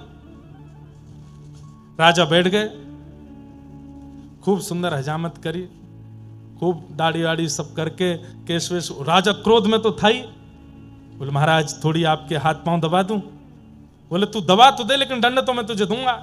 हाथ दबाने लगे। आप इतना क्रोध करते हैं, अच्छे नहीं लगते हैं, आप थोड़ा प्रसन्न रहा कीजिए ना। हाथ पैर दबाते दबाते बोले आप थोड़े श्रमित हो तो मैं आपकी थोड़ी उंगलियां चटका दूं। बोले चटका तो दे, लेकिन दंड तो तुझे दूंगा। उंगलियां चटका दी, हाथ पैर। बोले आप कहो तो महाराज आपकी नेक थोड़ी कमर चटका दूं। बोले उससे कुछ दिक्कत तो नहीं है, वो कुछ नहीं होगा। लेकर के अपने कंधा पर जोर से झटका दिया, कमर ऐसी खुली महाराज राजा बड़ा हल्का हो गया। बोले सेन तो इतने दिन से आ रहा है सेवा करने, लेकिन आज तेरी सेवा बड़ी अद्भुत लग रही है, लेकिन मैं दंड तो तुझे दूंगा। अरे विराजिए ना आप, थोड़ी आपकी कंधे की मालिश कर दूं। ऐसे ठाकुर जी यहां पर सुंदर कंधा दबाने लगे। थोड़ा गर्दन अपनी टेढ़ी कर लीजिए, टेढ़ी करके गर्दन थोड़ा इधर कुछ करने लगे तो वहां एक तेल का पात्र रखा था और तेल में प्रतिबिंब दिखाई देता है। जैसे ही तेल की ओर राजा देखने लगे, वो देख नहीं रहे थे, बस मुख इधर किया तो दिख रहा था। जैसे ही देखने लगे, सेन नाई ने जैसे ही अपना मुख इधर किया तो प्रतिबिंब में क्या देखा? मोर मुकुट, कटाक्ष नेत्र, नाक में सुंदर नथ बेसर, ऐसी मधुर मधुर मुस्कान। पीछे मुड़ करके देखें तो सेन नाई और प्रतिबिंब में देखें तो ठाकुर जी। राजा बोला ये मेरी आंखों का भ्रम है कि क्या है, पता नहीं हो क्या रहा है। नेत्र बंद करके अनुभव करे तो हाथों का स्पर्श इतनी बार राजा ने किया, लेकिन आज जैसा स्पर्श नहीं था। राजा सोचने लगे कहीं ऐसा तो नहीं है सच में ये ठाकुर जी ही हो। और बस ऐसा कहकर के राजा ने जैसे ही नेत्र खोले तो सैनिक जन खड़े थे। बोले वो सेन कहां गया? बोले वो तो आपकी मालिश कर रहा था, आप सो गए थे गहरी नींद में, तो वो बोला कि अब सब हो गया है तो मैं चलता हूं। वो तो अपनी दक्षिणा लेकर के चला गया। राजा बोला कोई बात नहीं, अब इसको अगली बार देखूंगा, अब तो तैयार होके चलता हूं। अपने वस्त्र आदि पहन करके राजा तैयार हुए। वहां सेन को पता चला कि राजा ने आज बुलाया था, मैं तो कीर्तन में रह गया। कौन आए थे? ठाकुर जी आए थे। ठाकुर जी भैया हमने बहुत रूपन में देखे, कभी ठाकुर जी नरसी भगत बन करके भी गए हैं। ठाकुर जी एक जगह सक्कूबाई बन के पिटाई करवाने गए अपनी, वो एक दिन वो भी कथा सुनाऊंगा। लेकिन नाई बन करके पहली बार गए ठाकुर जी, अपने हाथ से हजामत करके आए, बाल बाल काट के आए राजा के, और मालिश करके आए, हड्डी वड्डी चटकाया है उसकी। या सेन नाई को जैसे याद आया, संतों को प्रणाम किया, अरे भगवान भगवान आप लोग विराजो, मैं एक काम करके आता हूं। तुरंत अपना डिब्बा लेके वही पाग वाग संभालते हुए दौड़ते हुए गए तो राजा तैयार होके बिल्कुल बाहर आ गए थे। सेन ने आकर के जैसे ही राजा को देखा, हजामत हुई है, केशवेश सब बिल्कुल बढ़िया है, बिल्कुल राजा तो बढ़िया तैयार है, केशवेशों में तेल लगा है। सेन ने आकर के कहा पूरे गांव में क्या, दूर दूर तक शहरों में भी कोई और ऐसा व्यक्ति नहीं जो मेरे अलावा राजा को स्पर्श कर सके। मेरी अनुपस्थिति में कौन करके गया? सेन को आता देख राजा बोले और भाई सेन कुछ भूल गए थे क्या? कुछ भूल गए हो, लेने आए हो? सेन बोले भूला तो कुछ नहीं। कुछ नहीं भूले तो फिर क्यों आए हो? आपने कल बुलवाया था मुझे। अरे तो कितनी बार आओगे? सुबह आके तुम सब करके तो गए, अब क्यों आए हो दोबारा? सेन बोला मैं नहीं आया था, मेरे घर तो संत जन आए हुए थे, मैं उनकी सेवा में लगा था, कीर्तन कथा चल रही थी मेरे घर में, तो मुझे देरी हो गई तो मैं दौड़ा दौड़ा आया कि आपकी हजामत करूं। सैनिक जन बोले अरे तू क्या पागल हो गया, भांग वांग खा के आया है क्या? तू तो आके गया, यहां पे सब करके गया है, हमने तुझे दक्षिणा भी दी थी। और बोले हर बार तो तू इतने 10 सोने की मोहर लेके जाता था, आज बड़ी तुझे कंजूसी चढ़ी थी, बार बार कहते एक और दे दो, थोड़ा सा और दे दो, कहां लेके जाओगे इतना, और दे दो। आज 20 सोने की मोहर लेकर के गया था।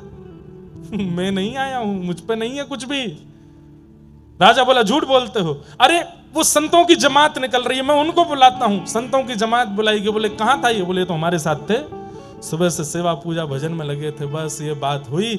यहां सेन के आंसू छूटे, वहां राजा के आंसू छूटे। सेन ने कहा सत्य में मैं था? बोले बिल्कुल तुम जैसा ही था, लेकिन आज मैं तब कह रहा था कि स्पर्श इतना अद्भुत क्यों है। और तुमने सेन कभी मेरी उंगलियां नहीं चटकाई, आज तो उंगली चटका के गए, कमर चटका के गए, गर्दन वर्दन सब करके गए हो। और अंत में एक अनुभव मुझे हुआ था, क्या कि मैंने तेल के पात्र के प्रतिबिंब में जब देखा तो वहां सेन नहीं, वहां पर कोई मोर मुकुटधारी दिखाई दे रहा था। सेन तो बस वहीं मूर्छा सी में आ गए, राजा के चरण पकड़ लिए, बोले धन्य हैं आप, मैं आपके अंग को छू लूं। क्यों? क्योंकि श्याम सुंदर आपको छू के गए। श्री ठाकुर जी ही आए थे।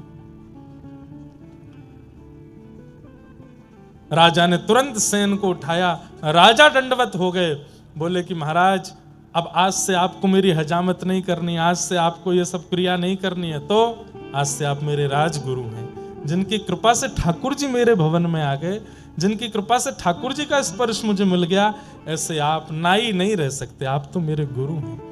और उस दिन से सेन जी गुरु के रूप में प्रतिष्ठित हो गए।